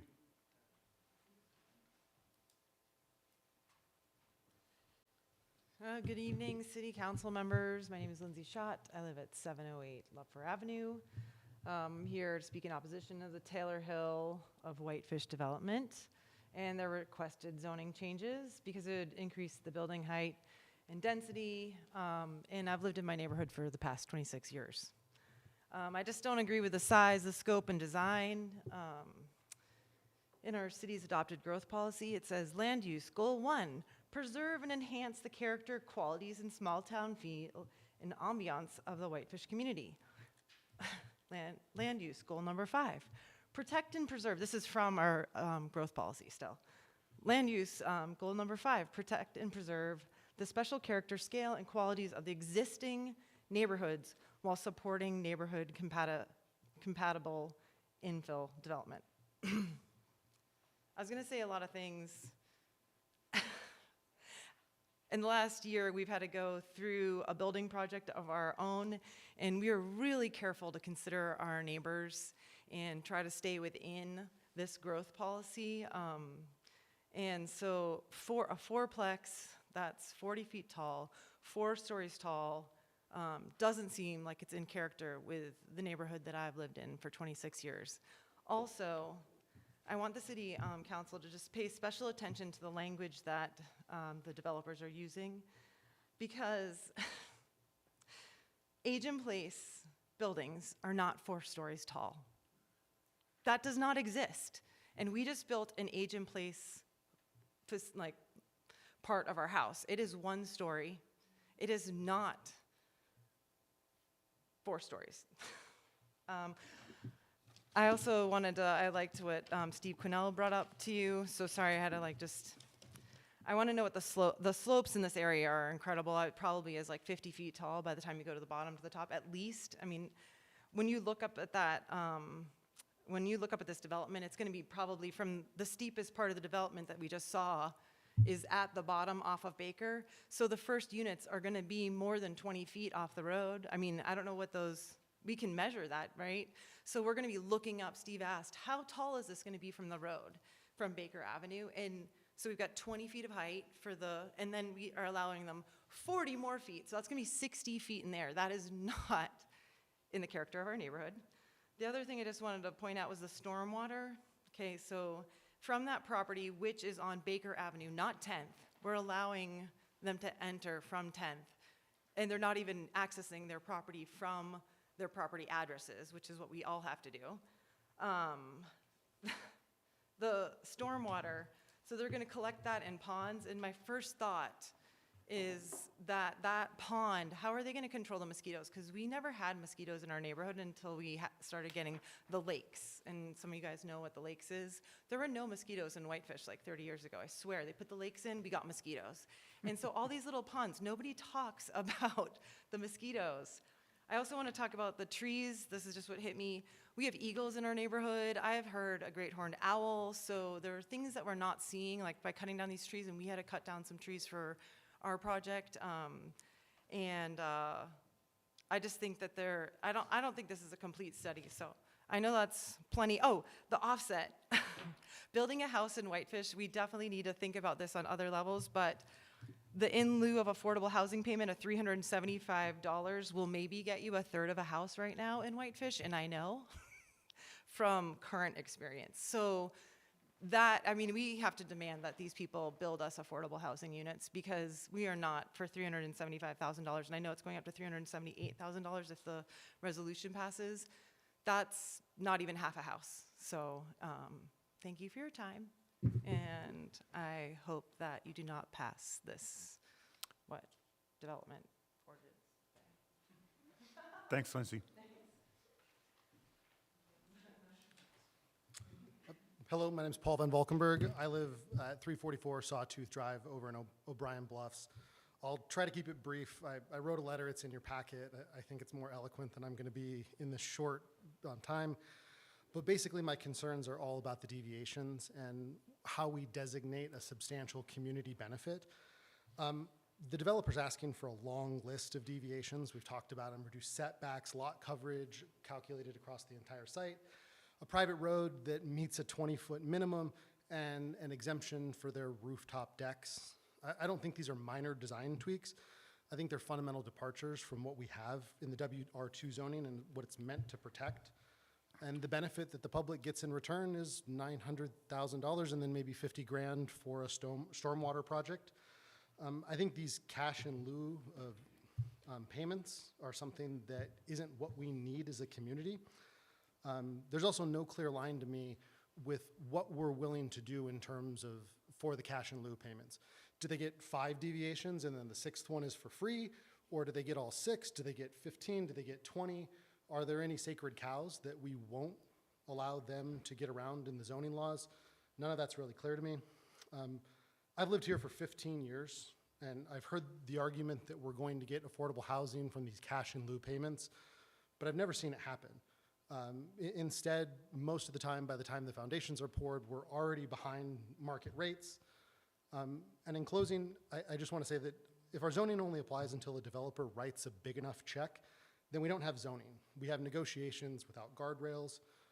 I would urge the council to deny this PUD and reaffirm that we're a community that respects its code, protects its neighbors, and refuses to lower the quality of life for existing residents in exchange for monetary benefits that we hope, but have never managed to turn into affordable housing. Thank you for your time. Thanks. Hi, Mr. Deputy Mayor and Councilors. My name's Todd Berglund. I live at 29 Willowbrook Close. My business address, however, is 844 Baker. And if it's possible to put up the site plan, again, that might be helpful for me. But my business, I'm a family doctor. My clinic, which is a little house, is located in the little white rectangle that's at the upper right-hand part of the site plan that you've looked at. And yeah, looks like we're looking for it there. So first, I'm really not here to either support or oppose the development. I think people have a right to buy land and develop it. Fine with that. But I think it is important to try to consider as many factors as possible. So that's my clinic that we're looking at there. Like I said, it's at the upper right-hand or northeast part of the development. And just selfishly, talking about the hill, it probably goes up to where my office is there, about 10 feet maybe from Baker Avenue. My understanding is the hill going up to where the council building is approximately 35 feet tall. So there's probably another 20 feet or so of height kind of behind my office or west of my office. The plan for the development has one of their buildings immediately behind the house where my office is, and another building immediately to the south. And so, you know, again, selfishly, I think that kind of creates a little bit of a sense if the buildings are 40 feet tall and at least one of them is at the top of an approximately 35-foot tall hill, that creates a sense of kind of some towers, you know, right around a relatively small house. That's my problem. That's not necessarily anyone else's problem, but there's also just to the north of my office, there is a private residence there that is currently being sold, and so the owner of that house I don't think is probably here or perhaps interested, but it will affect that house as well. The other piece another piece to mention, I'm in that area every day, and there is a lot of wildlife. There definitely is a lot of wildlife. There are deer that walk right next to my building down to the river and back up, and the turkeys, you know, that you often have to wait for on Baker Avenue, walk through there all the time. Occasionally there's a bear. So there's wildlife there. Just, I mention that because the application indicates that they didn't expect much of a wildlife impact, so I would disagree with that. The last piece that I think is really important, and I mentioned this at the prior meeting a month ago, but in the winter and in the summer, when it's most busy here, at 5 in the afternoon, coming out of my office onto Baker, it's difficult to even make a right turn because the traffic is backed up past my office from the stop sign at 13th.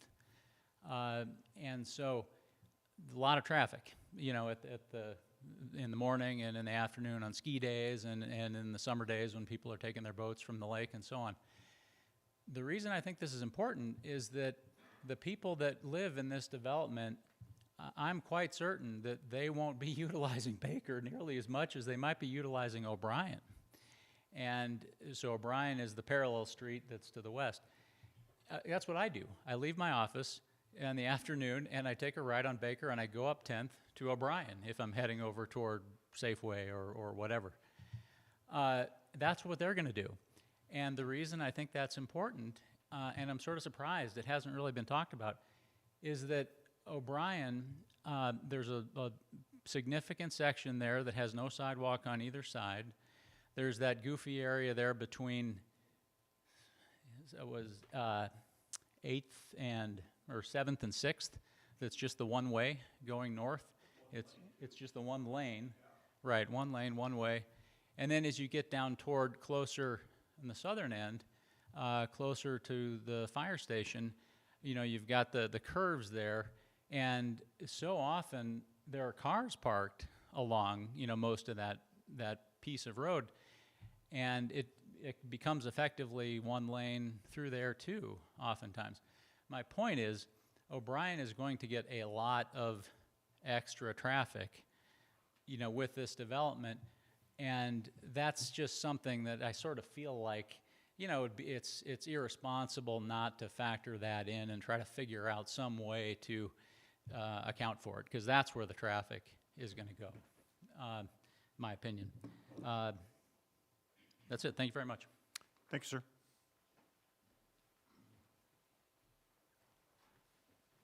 Hello, my name is Mark O'Brien. I live at 915 O'Brien Avenue. I would encourage the council to deny this request as it is written now. Major concerns are just echoing what other commenters have said in terms of the height restrictions being increased. I think that's going to just fundamentally change the character of our town. Whether you're looking at it from my house or looking at it from Baker Avenue, I think 40-foot tall buildings going up there, it's just going to change the nature of our town and make it just look like towers going up that hill. I think that, and then also what's next? The property next door gets to do it too if they can write a check to cover the cost to offset the affordable housing. I do have concerns about all the changes to the zoning, and I would encourage a plan that doesn't require changes to the zoning. The 20-foot wide road, it sounds like it's more of a 16-foot wide road with 2-foot sidewalks on either side. Maybe that's just cosmetics in the road construction. So there's no on-street parking within the property. Each of these units, I think they're like 4,000 to 7,000 square feet each, if I remember correctly, and there's 2 parking places per unit. I doubt somebody who can afford a 7,000 square foot condo has only 2 vehicles, maybe. No guests, a couple of parking spots up in the top corner, so that's going to be on-street parking for guests on 10th. The traffic on O'Brien Avenue is real and significant, and that increase, I think, is going to be really felt. The traffic on Baker, I think, is a drop in the bucket. That's a bigger problem that this is only contributing a small percentage to. Yeah, nickels and dimes make dollars there, but I do think the traffic on O'Brien, especially going south, where from 8th down to 7th, it is a one-way alley, basically, between 2 houses. And then, again, the concerns where O'Brien kind of does the S-curves to the fire station, especially in the winter. I mean, everybody who works for Foley there parks along that side of the street anyway, sometimes both sides. And in the winter, you have to wait for somebody coming the other direction to go. You have to take turns. It's so narrow.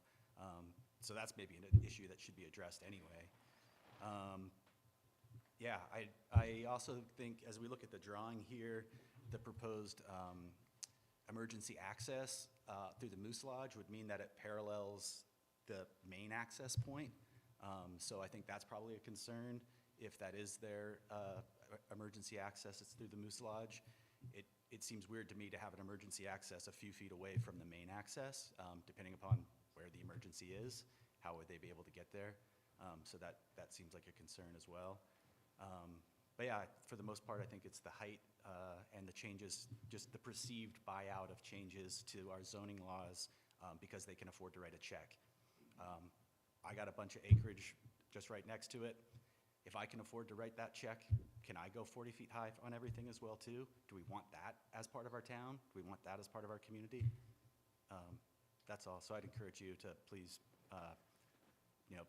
vote no in terms of how it's written today. Thanks. Thank you.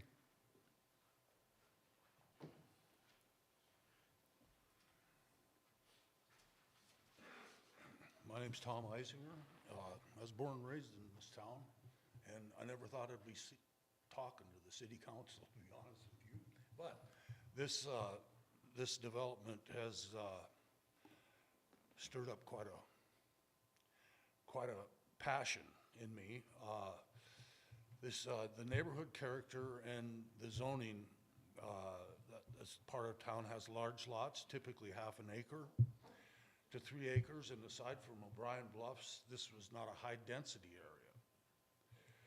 In the proposed development, the Castle House property could cram 24 additional residents plus existing structure into just 2.8 acres. And this is not in keeping with the current zoning or the spirit of the neighborhood. And it seems that like there may be efforts to rezone or bend the rules, possibly by incentivizing the approval. That's not how planning decisions should be made, especially when they permanently impact an established neighborhood. And you folks have this written down, but the traffic safety, that's been mentioned, and the pedestrian and environmental concerns. Like on O'Brien Avenue now, when the Wave has their walks and their runs and everything, a lot of that's on O'Brien Avenue, and it's families pushing their kids in their carriages and their dogs, and there's no sidewalks, no street lights, and it's going to push all that traffic up into O'Brien Avenue. And it's just an inadequate space for the density. And so, I mean, with 24 residents means probably another 40 to 50 vehicles involved. And where are they going to go? If they go out on 10th Street and go east in the wintertime, they're not going to be driving down that road. They're going to be sliding down that road. And when they hit Baker Avenue, they'll hit whatever on Baker Avenue. Because the snow removal is not very consistent and sometimes non-existent there. So in conclusion, I'm not against growth, but when it's done responsibly, and it can be a good thing, but this proposal is not responsible. It does not respect the existing zoning, the limited infrastructure, or the historical character of the castle. And it does not respect the families that have been living there. I've lived there for 26 years. I'm just to the north and west of that, where that yellow car is. And I mean, it just doesn't fit.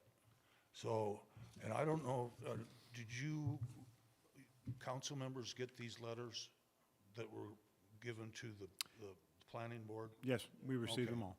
All right, because, I mean, the ones that I saw that were for this development were the people that were gonna be making money off of it. And the ones that are against this development are families that have lived there for a long time.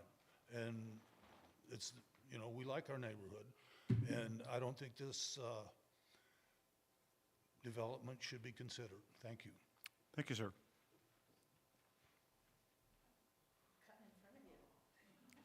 Hi there, good evening. My name is Pippi Robin, and I live at 719 Lupfer, and I've lived there for a couple decades. And the quick change that has happened in Whitefish, and especially in our community, which is family and kids and dogs. We know our neighbors, we love our neighbors. In the last, since, you know, the pandemic, we've had a lot of people move in. And with that, Baker's gotten crowded, and people love to zip down 7th, zip down 6th, come down Lupfer. 45 miles an hour. Lupfer is 2 blocks long. And as they said, off of O'Brien, it turns into one lane, but you can go 2 lanes and zip around. So they turn down 8th and turn down 7th. And we've had so many close calls. It is just insane. Right there at 10th, I've almost been hit 5 times in the last 3 months in the summer. People do not stop. They drive as fast as can be. They flip you off if you cross the street. I just had an altercation just 2 days ago with a lady. I know that who all walked here? I walk here, I walk. I know they're saying, oh, they're gonna live nearby, they're gonna walk. They can't force them to walk. What are they putting, 2 garages in each unit? People don't walk. You can till you're blue in the face. You can tell people to slow down. Please don't drive down my street. Please don't treat Baker like a highway. But people are coming in from cities and fast moving, and they kind of forget how things are going. We do get ice. I mean, 7th Street has barely an incline, and you go sliding onto Baker. I have all-wheel drive with great tires. Everything is great, but when you want to stop on ice, and that incline is like that, it's impossible. And as we were talking about, it's about a 30-foot incline on 10th Street. That's insane. It is going to be a mess. Families, kids, everyone who's lived there, we have a great community. I know the guy said he wanted to have a better community. We have a great community. He couldn't have said it better. The community, we need to stick together. Growth is going to happen. We understand this is a lovely town, and people have been wanting to come here for decades, but we have really crazy weather in the winter, and it's kind of steered people away. In the last couple years, it's been gorgeous. Middle of winter, you can see the sun shines out, you can see the mountains. This is kind of a rarity. It's probably not going to last season after season. We need to respect what we have, stick to our guns. If they want to develop, they have to do it responsibly. Thank you. Thank you. Ian Griffiths, 224 8th Street West. Thank you, council members and everyone. Sorry to keep you here later.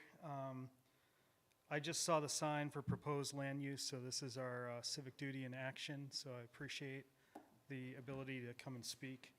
A lot of people have echoed my same feelings. I want to thank the developers for trying to put forth a design that feels very well thought out. I think there are some great elements to this project, and I appreciate Sherry's and the architect's presentation. However, I have 4 main concerns. In the presentation, finding number 11, the character and qualities of existing neighborhoods are not being preserved and protected. Excuse me. If you walk around the neighborhood, you will not find this type of density. There could be, as a developer stated, a neighborhood, but the parking situation is really a bit short-sighted. 1-car garage with a single spot in front. The 20-foot roadway would become a parking nightmare if people are allowed to park on that, so I don't see an emergency vehicle having access, and I don't know where all these other cars are going to go. Number 2, not only will traffic on Baker be affected, traffic on O'Brien will be increased greatly. This will become a new thoroughway for these new units, and I'm concerned for the safety of children, pets, and wildlife. These units are really close to Baker Avenue. The architects were really clever by not showing the public the point of view, standing on Baker and looking up at these units. This is a 42-foot tall unit looking up on a hill. I think if you're standing on Baker and looking up, you're going to be shocked at what this is going to look like. They're going to tower above the road. And lastly, I think, yeah, it just occurred to me as I was sitting here, I think that Shelley's well-intentioned, but I think she's also jive-talking. Just wanted to say that in the city council meeting. I'm not sure these 4-story ecological, environmentally friendly luxury units for the elderly is a true purpose for these. So I just urge you guys to turn this proposal down as it's currently presented. Thank you. Thank you. Anybody else?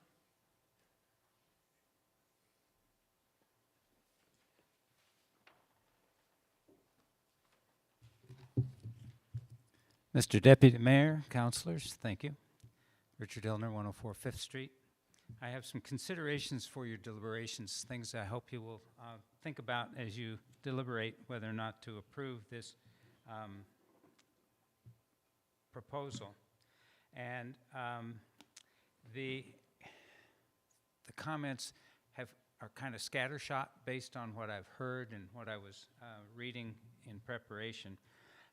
First of all, there's a discussion on, it says Class A or B roofing materials, and only Class A roofing materials should be allowed, and so I hope you make that stipulation. It's a fire issue. I think it's finding 12, number 6, the sidewalks. It's not clear to me, but I think I understand that 10th Street will be rebuilt with curb and gutters, but there is no provision for an adequate, emphasis here, adequate sidewalk. And since there will be no bike lanes for pedestrians or bicyclists, there should be an 8-foot wide sidewalk along 10th to provide safety, particularly given the fact that it is a steep roadway. I want you to consider, because there is some discussion about the consequence of Baker becoming a state-controlled haul route, and what will be the consequences there. I fear that what we will have with this development is more empty housing rather than full-time residents. We're already at 35 to 40% dark in Whitefish on any given day. And I think that this project won't change that dynamic at all.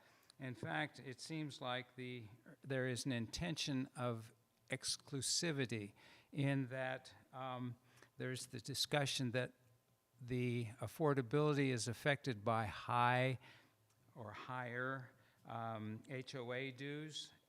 And then I doubt very much that to keep people in there, and I don't mean this facetiously, but to keep people there full-time will take more than eliminating microwave ovens in the house.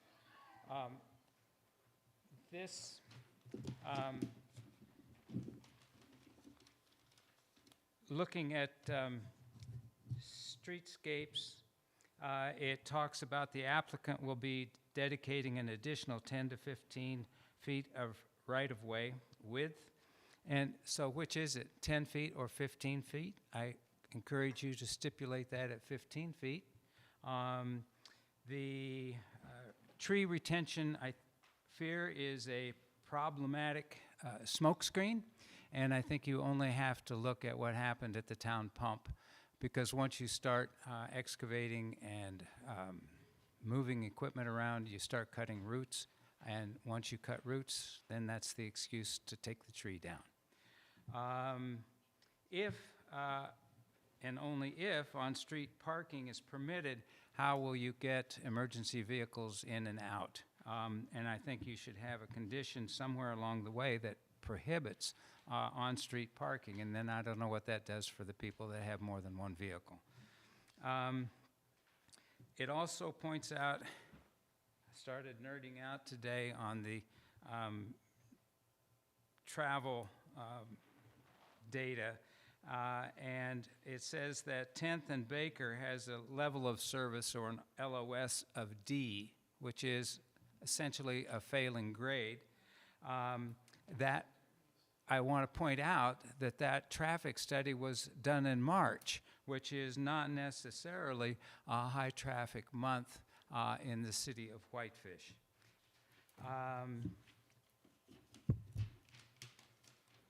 And also, people stuck in traffic, just as a comment that I made from a previous speaker, that people who are stuck in traffic headed south on Baker, you know who the locals are, because when they finally get up to 10th, they'll make a quick right-hand turn, shoot up the hill, and then turn left on O'Brien, and then shoot south on O'Brien. And this will only get worse. It won't get better. So those are some things for you to chew on while you're deliberating, and I hope you'll take them into consideration. Thank you. Thanks, Richard. Any other public comment? We don't get twofers here. I'm sorry, I just wanted to explain this list I gave you. These are We got that. Thank you so much. Any further public comment? Any public comment online? For those of you who are online, if you'd like to speak towards this, please raise your hand by clicking the raise hand button and the react button on the toolbar of your Zoom.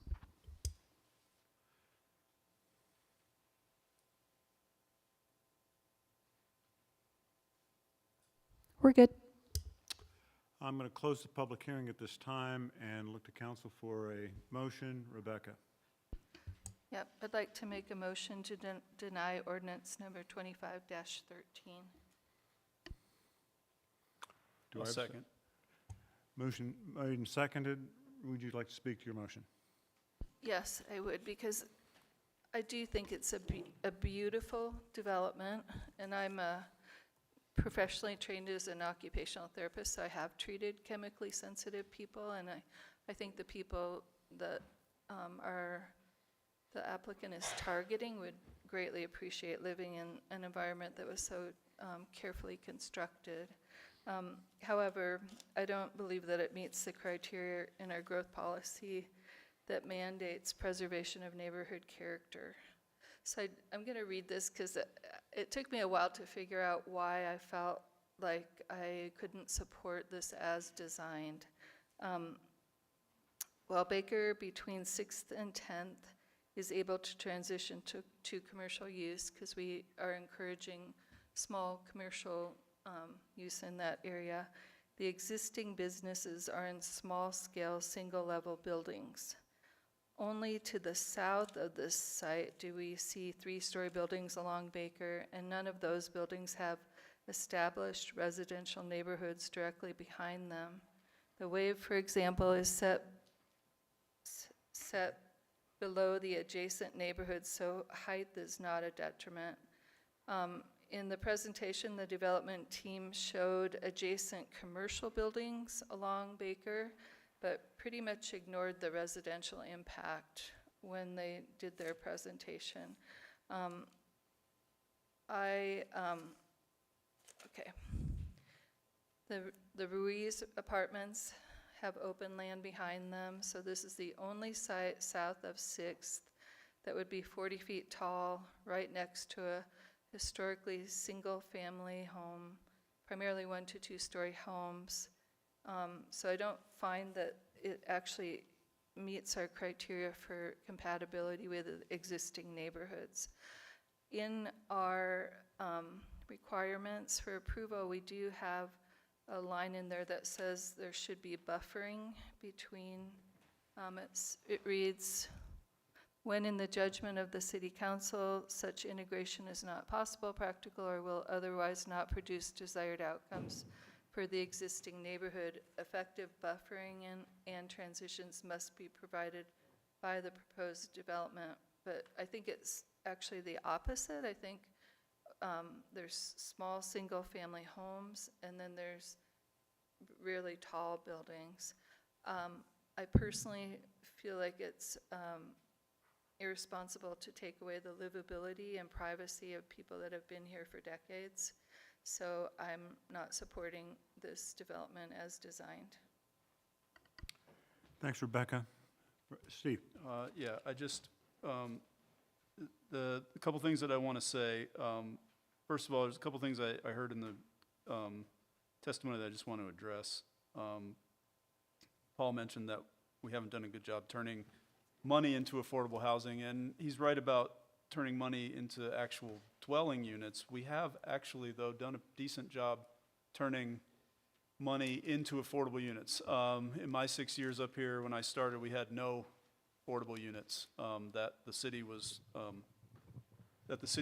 subsidizing, and now we have over 30 families that are benefiting from that. So it is with. So when somebody offers to give us close to $1 million towards our affordable housing fund, it's makes us think about what does it take in order for us to get across the finish line. I don't think this project does that.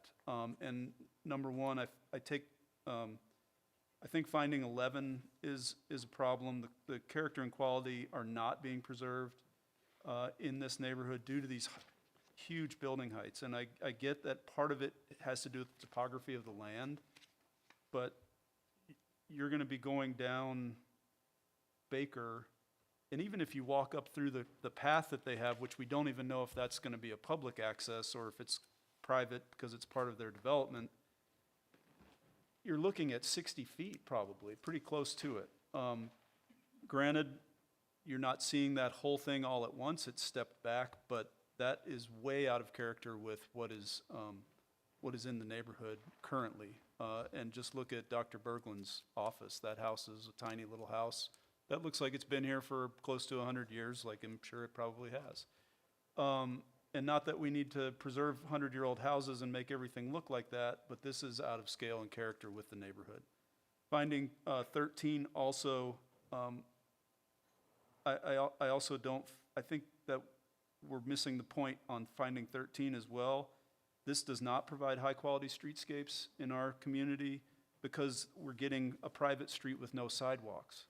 When we're asking, when somebody comes in to ask us to build a development and they put a private street in there, we haven't approved a private street since probably Grouse Mountain that doesn't have a sidewalk on it. And that was before I even lived here, so it's been a long time. For us to approve a development that has private streets with no sidewalks, I don't think that meets our finding number 13.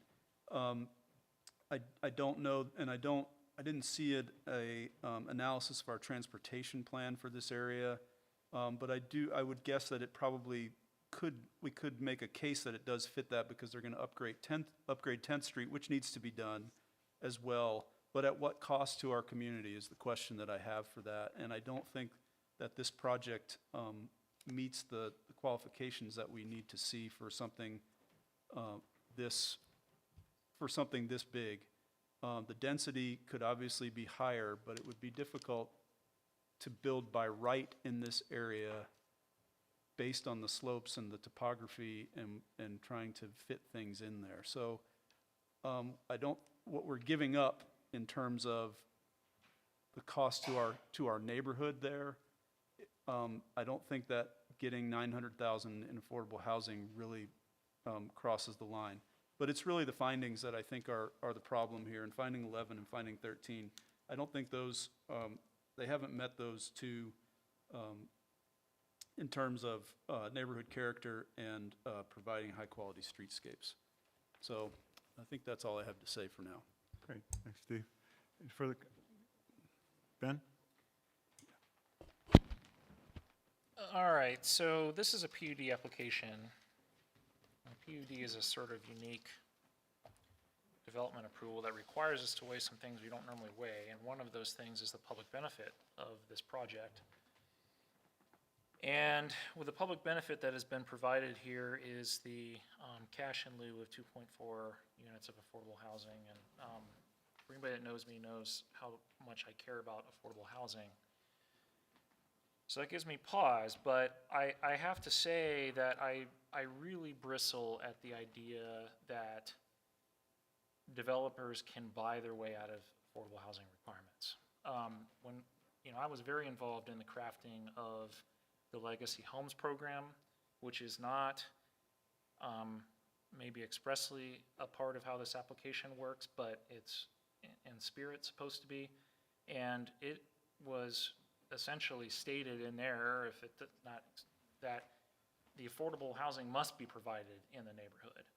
And I do think we did hear from the developer that part of the problem is essentially no locals are going to want to live here or something along those lines. And I just don't, I don't know. I don't like that. I don't think that's, I think that significantly detracts, in my opinion, from the value of that community benefit, partly because it is so difficult and lengthy process for a city to utilize those funds to produce affordable housing. So that's one reason. I also think that, the deviations that are requested here, I do note that there's a 40-foot height. I believe that would be considered a deviation. I don't know if it's But in any event, it's an increase of building height. But the problem for me is, in addition to that, there are also requests for deviations for reducing setbacks, the safety rails thing, the setbacks for the retaining walls, that really kind of multiply how this project sits in a way that if you imagined you were standing there on Baker Avenue, the height from Baker Avenue to get all the way to the top of this building is enormous, and it's going to look over the entire town in that manner.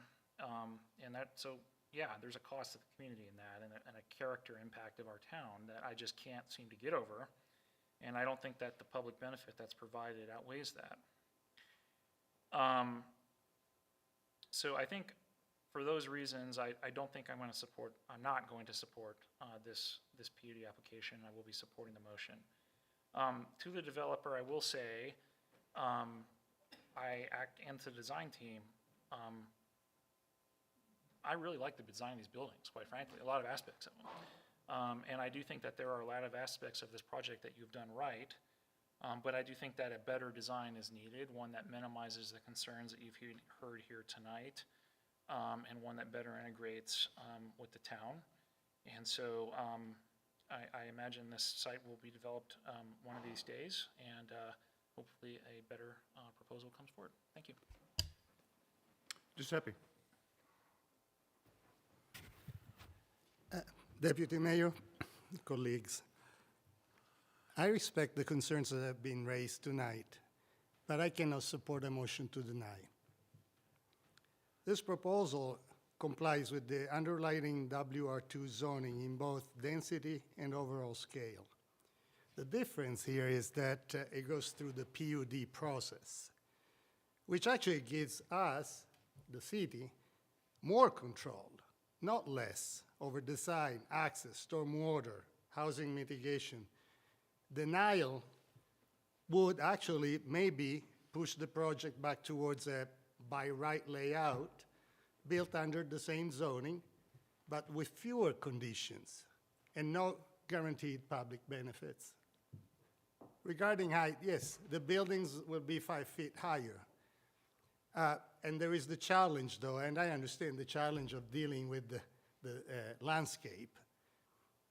5 feet, we've gone 5 feet over in many other situations.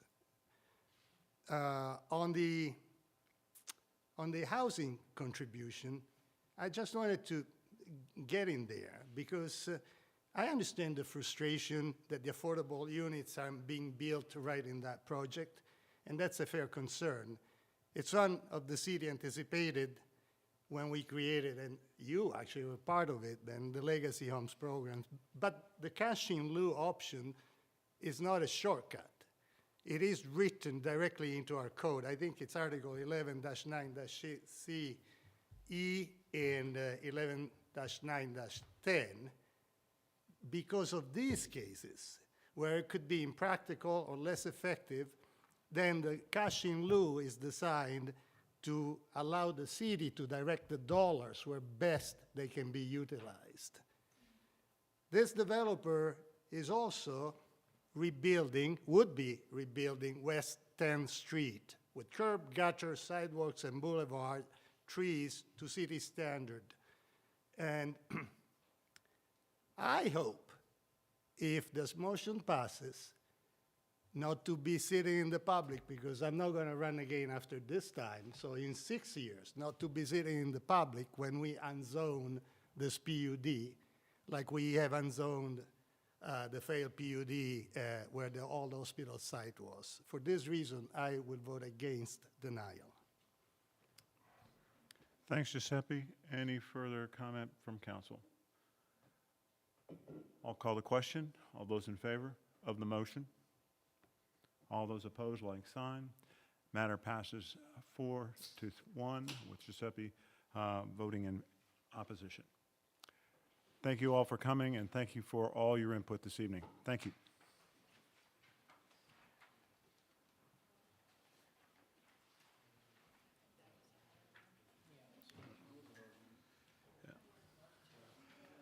Our next item is our resolution 25-34, a resolution amending the Legacy Homes Program administrative procedures, purchase prices, rental prices, and fees in lieu. Good evening. Thanks, Wendy. Are we good? Can you hear me? Ladies and gentlemen, we have further things going on. Silence would be great. Thank you.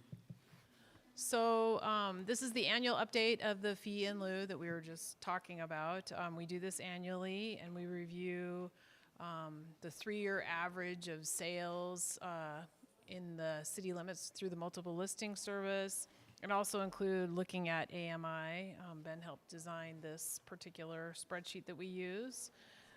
So the previous 3-year average was 1.2 million for the average house, and so the fee is increasing this year to $378,089, which is an increase from $375,443 last year. And then Tammy put in her packet, so on page 263 you can see how it's changed over the last bunch of years. Wendy, Yes. can you talk a little louder? Oh, sorry. Yeah. Folks, as I said, we've got matters to carry on. If you can talk in the hall if you'd like. Thank you. There you go. Okay. Here we Any go. questions for me? I'm sure you've read Tammy's memo and Any questions for Wendy on the staff report? Not seeing any.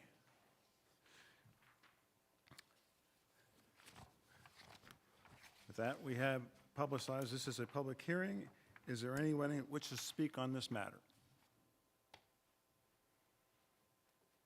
Michelle, anybody online? Those of you who are online who'd like to speak towards this, please raise your hand by the hand icon in your React button.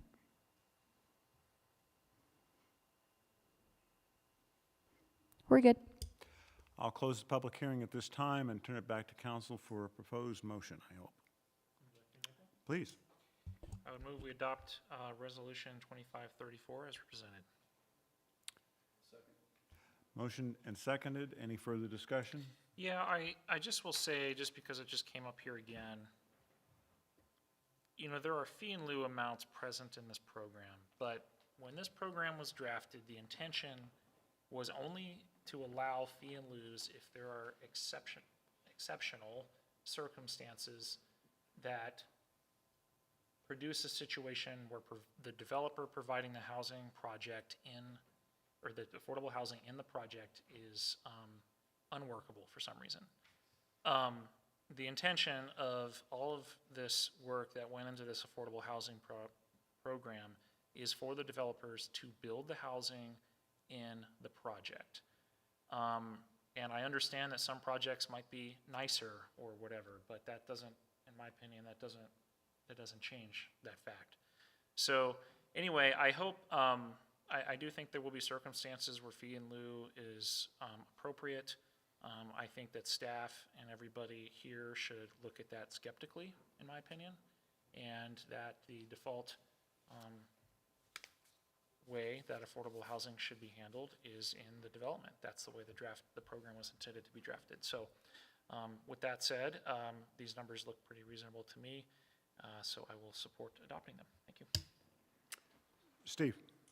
Thanks for saying that, Ben. I just want to reiterate your point there. The idea is that the idea behind Legacy Homes was not that we would build silos of affordable housing, which is about all we've been able to really accomplish for the most part with some of our bigger housing projects that we've approved that take advantage of our affordable housing. We've done a decent job with using the money, at least Daniel has over at Housing Whitefish, using the money to keep people in rentals and those kind of things, which spreads around this idea of affordability. However, we're not getting built units that integrate into our community so that we're not creating this silo effect. And I 100% agree with you that we want developers to build these units rather than accept fees in lieu. And part of that is that we don't have a good track record necessarily of building projects that we begin. So So I agree with you, and I also just want to say that $378,000 seems kind of low in terms of what you could actually build with a fee in lieu for that. But if that's what the money says, then that's what the money says. Any further comment from anybody else?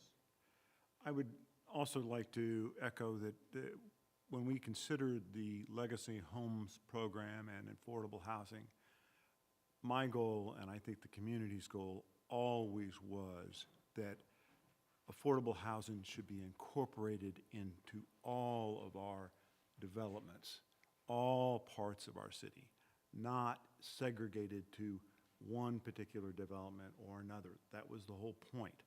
We survive, and I think we get better as a community when we're all integrated in terms of our economics and everything else. And so I couldn't agree more with Ben's statements. And I think that was the whole idea of having a Legacy Homes program and setting this thing up to begin with. So with that, all those in favor? All those opposed, like sign. That matter passes unanimously. Now we have communications from our Public Works Director, Craig. Good evening. The city was awarded a grant from the Federal Railroad Authority for a railroad crossing elimination project, or RCE grant. This program promotes the safety and efficiency of the National Rail Network by providing funding for railway crossing improvement projects. In particular, this planning grant will provide funding for a document examining the existing railroad crossings in Whitefish and proposed projects to improve their safety. Some of the specific projects we'll be looking at will be an additional grade separated crossing east of the existing viaduct, as well as crossing improvements to State Park Road and Birch Point Drive. The current budget for the plan is $500,000. This will be funded by a $400,000 grant, $75,000 in contribution from BNSF, and $25,000 in city cash. One of the requirements of the grant is the creation of a task force to assist with this planning process.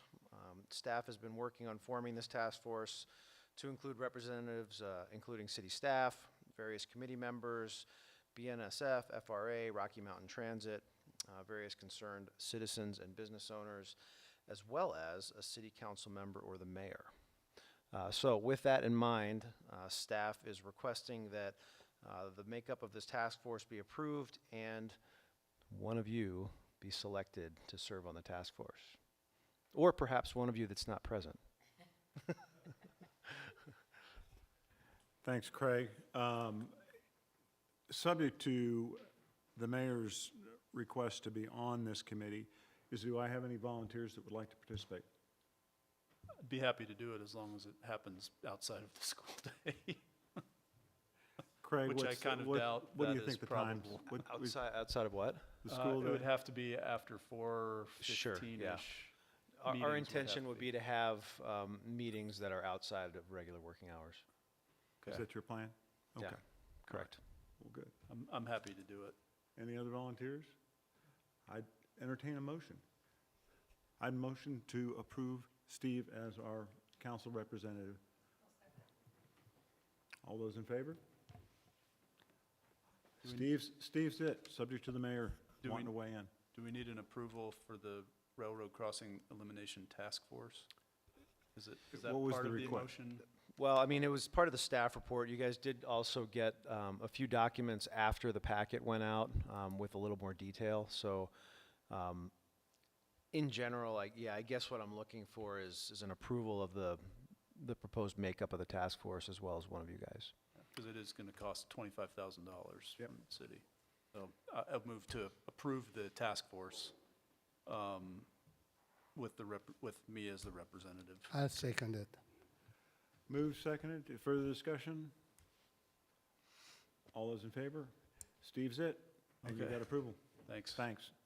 And this is an important one, as you know, Craig. I mean, we've got to figure this thing out. I'm hoping this is a good first step on getting that done. Thanks. Yeah, definitely. Next, we have communications from our city manager. Good evening, Deputy Mayor and Council. You have my manager's report in the packets. I do have one thing that I'd like to add. because today I got to approve the special event permit application from our Whitefish Police Protection Association for a Halloween party on Columbia Avenue. With the help of Ray Boxich, we were able to get most of the residents in the 3 blocks from East 2nd to the north side of 5th Street. Most residents signed on that they were happy to participate. We appreciate the Police Protective Association taking this on. They were able to get the insurance that we wanted to see. And then thanks to all the staff members that will be working Halloween evening, moving barricades to making sure that it's a safe event for all. It's going to be from 4 to 9 p.m. And look at that, we've hit 10 o'clock. With that, I have nothing else to report for you this evening. And I will note that it's been a while since we've heard that go off in this chamber, which is a good thing. Any other questions for Dana on her staff report? Not seeing any. Next up, we have communications from the mayor and city councilors. Rebecca, we'll start with you. Yep, I don't actually have anything to say. Well, one comment.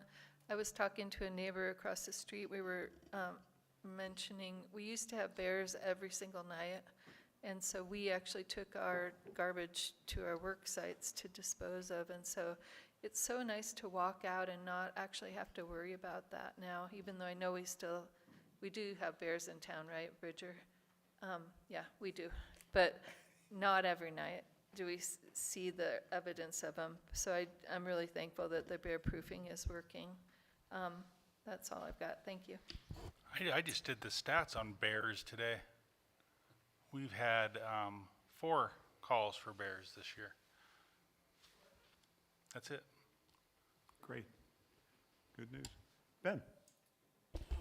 Couple things. First is thank you, Dana and staff, for figuring out the Halloween compromise there. I think that'll be well appreciated by the residents and kids, and I hope everybody has a very safe and fun Halloween. I know I'll be over there enjoying the party myself. I wanted to just make note of a couple things that I was thinking about during this hearing earlier, but they're sort of broader legislative matters maybe. But the first is, we did see a novel proposal for a stormwater contributing the cost to a central stormwater system. And I just wanted to say that, in my opinion, I know there's more conversations maybe to have about this, but there's merit in that idea that, having individual stormwater treatment across every lot in town, not every property owner maintains those things the way they should be. It takes up a lot more space in general to put one on every property than it does to put one centrally, not to mention cost and other factors. And so, one day, I think it could be considered that we look at that a little more holistically about trying to have more holistic stormwater management that's not necessarily property by property. Second thing I would say is I am still wary of the impact of HOAs and CCNRs in our neighborhood, and the limitations that those bring to the creation of even moderately affordable housing in general. And I just think that I just know from experience dealing with various neighborhoods in town that a lot of these HOAs really drive up costs and building and a lot of other things that are not necessarily needed, or they don't make sense, or they're, or the HOA just doesn't function very well. And so, one day I think it could be considered that we consider what the role of these HOAs are, and, how we can encourage them to be set up in ways to be more successful in the future. And then the last thing is,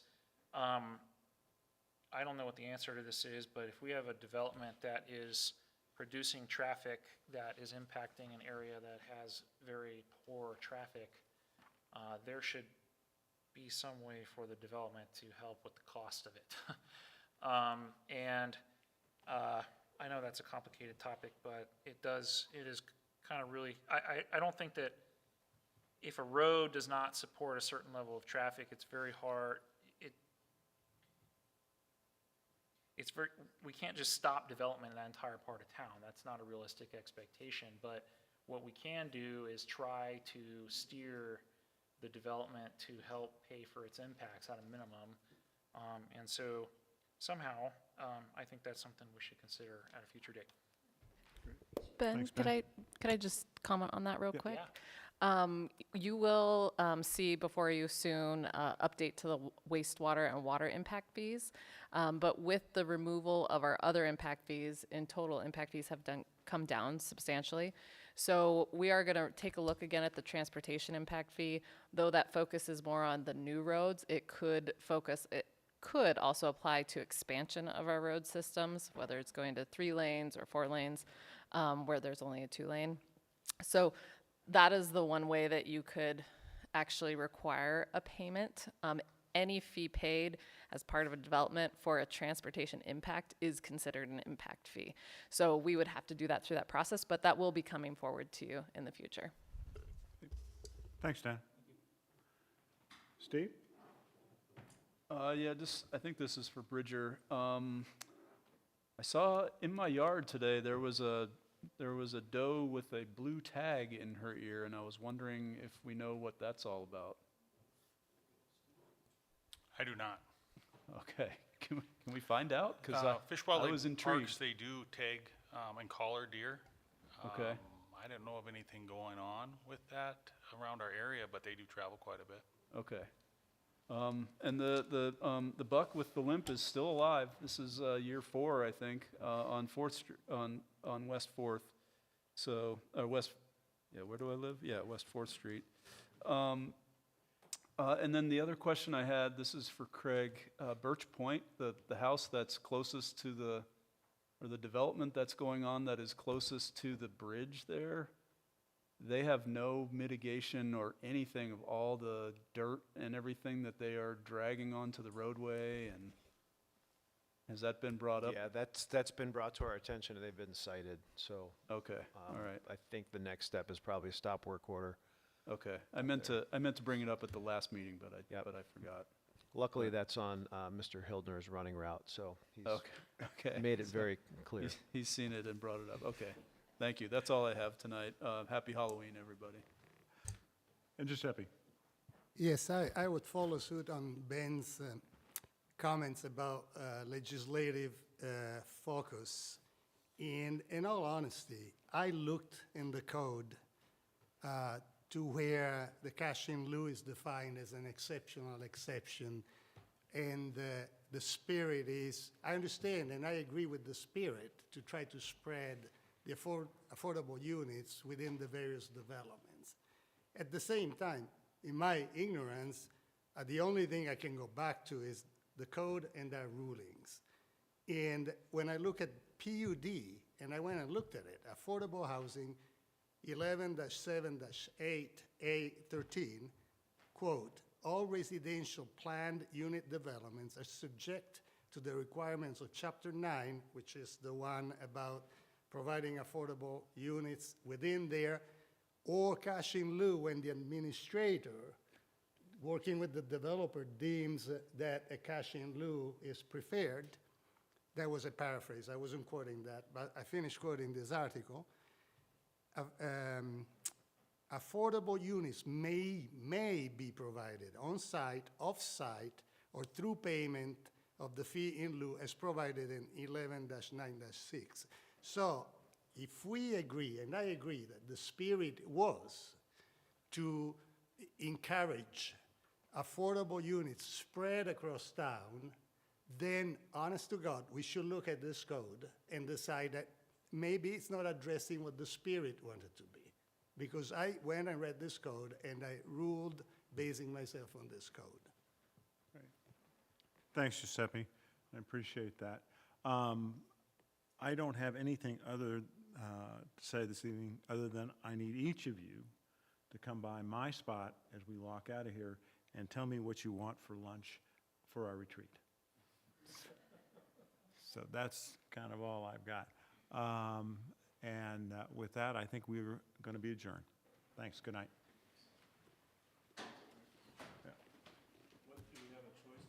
Yeah, you do. Is there a menu? Right there.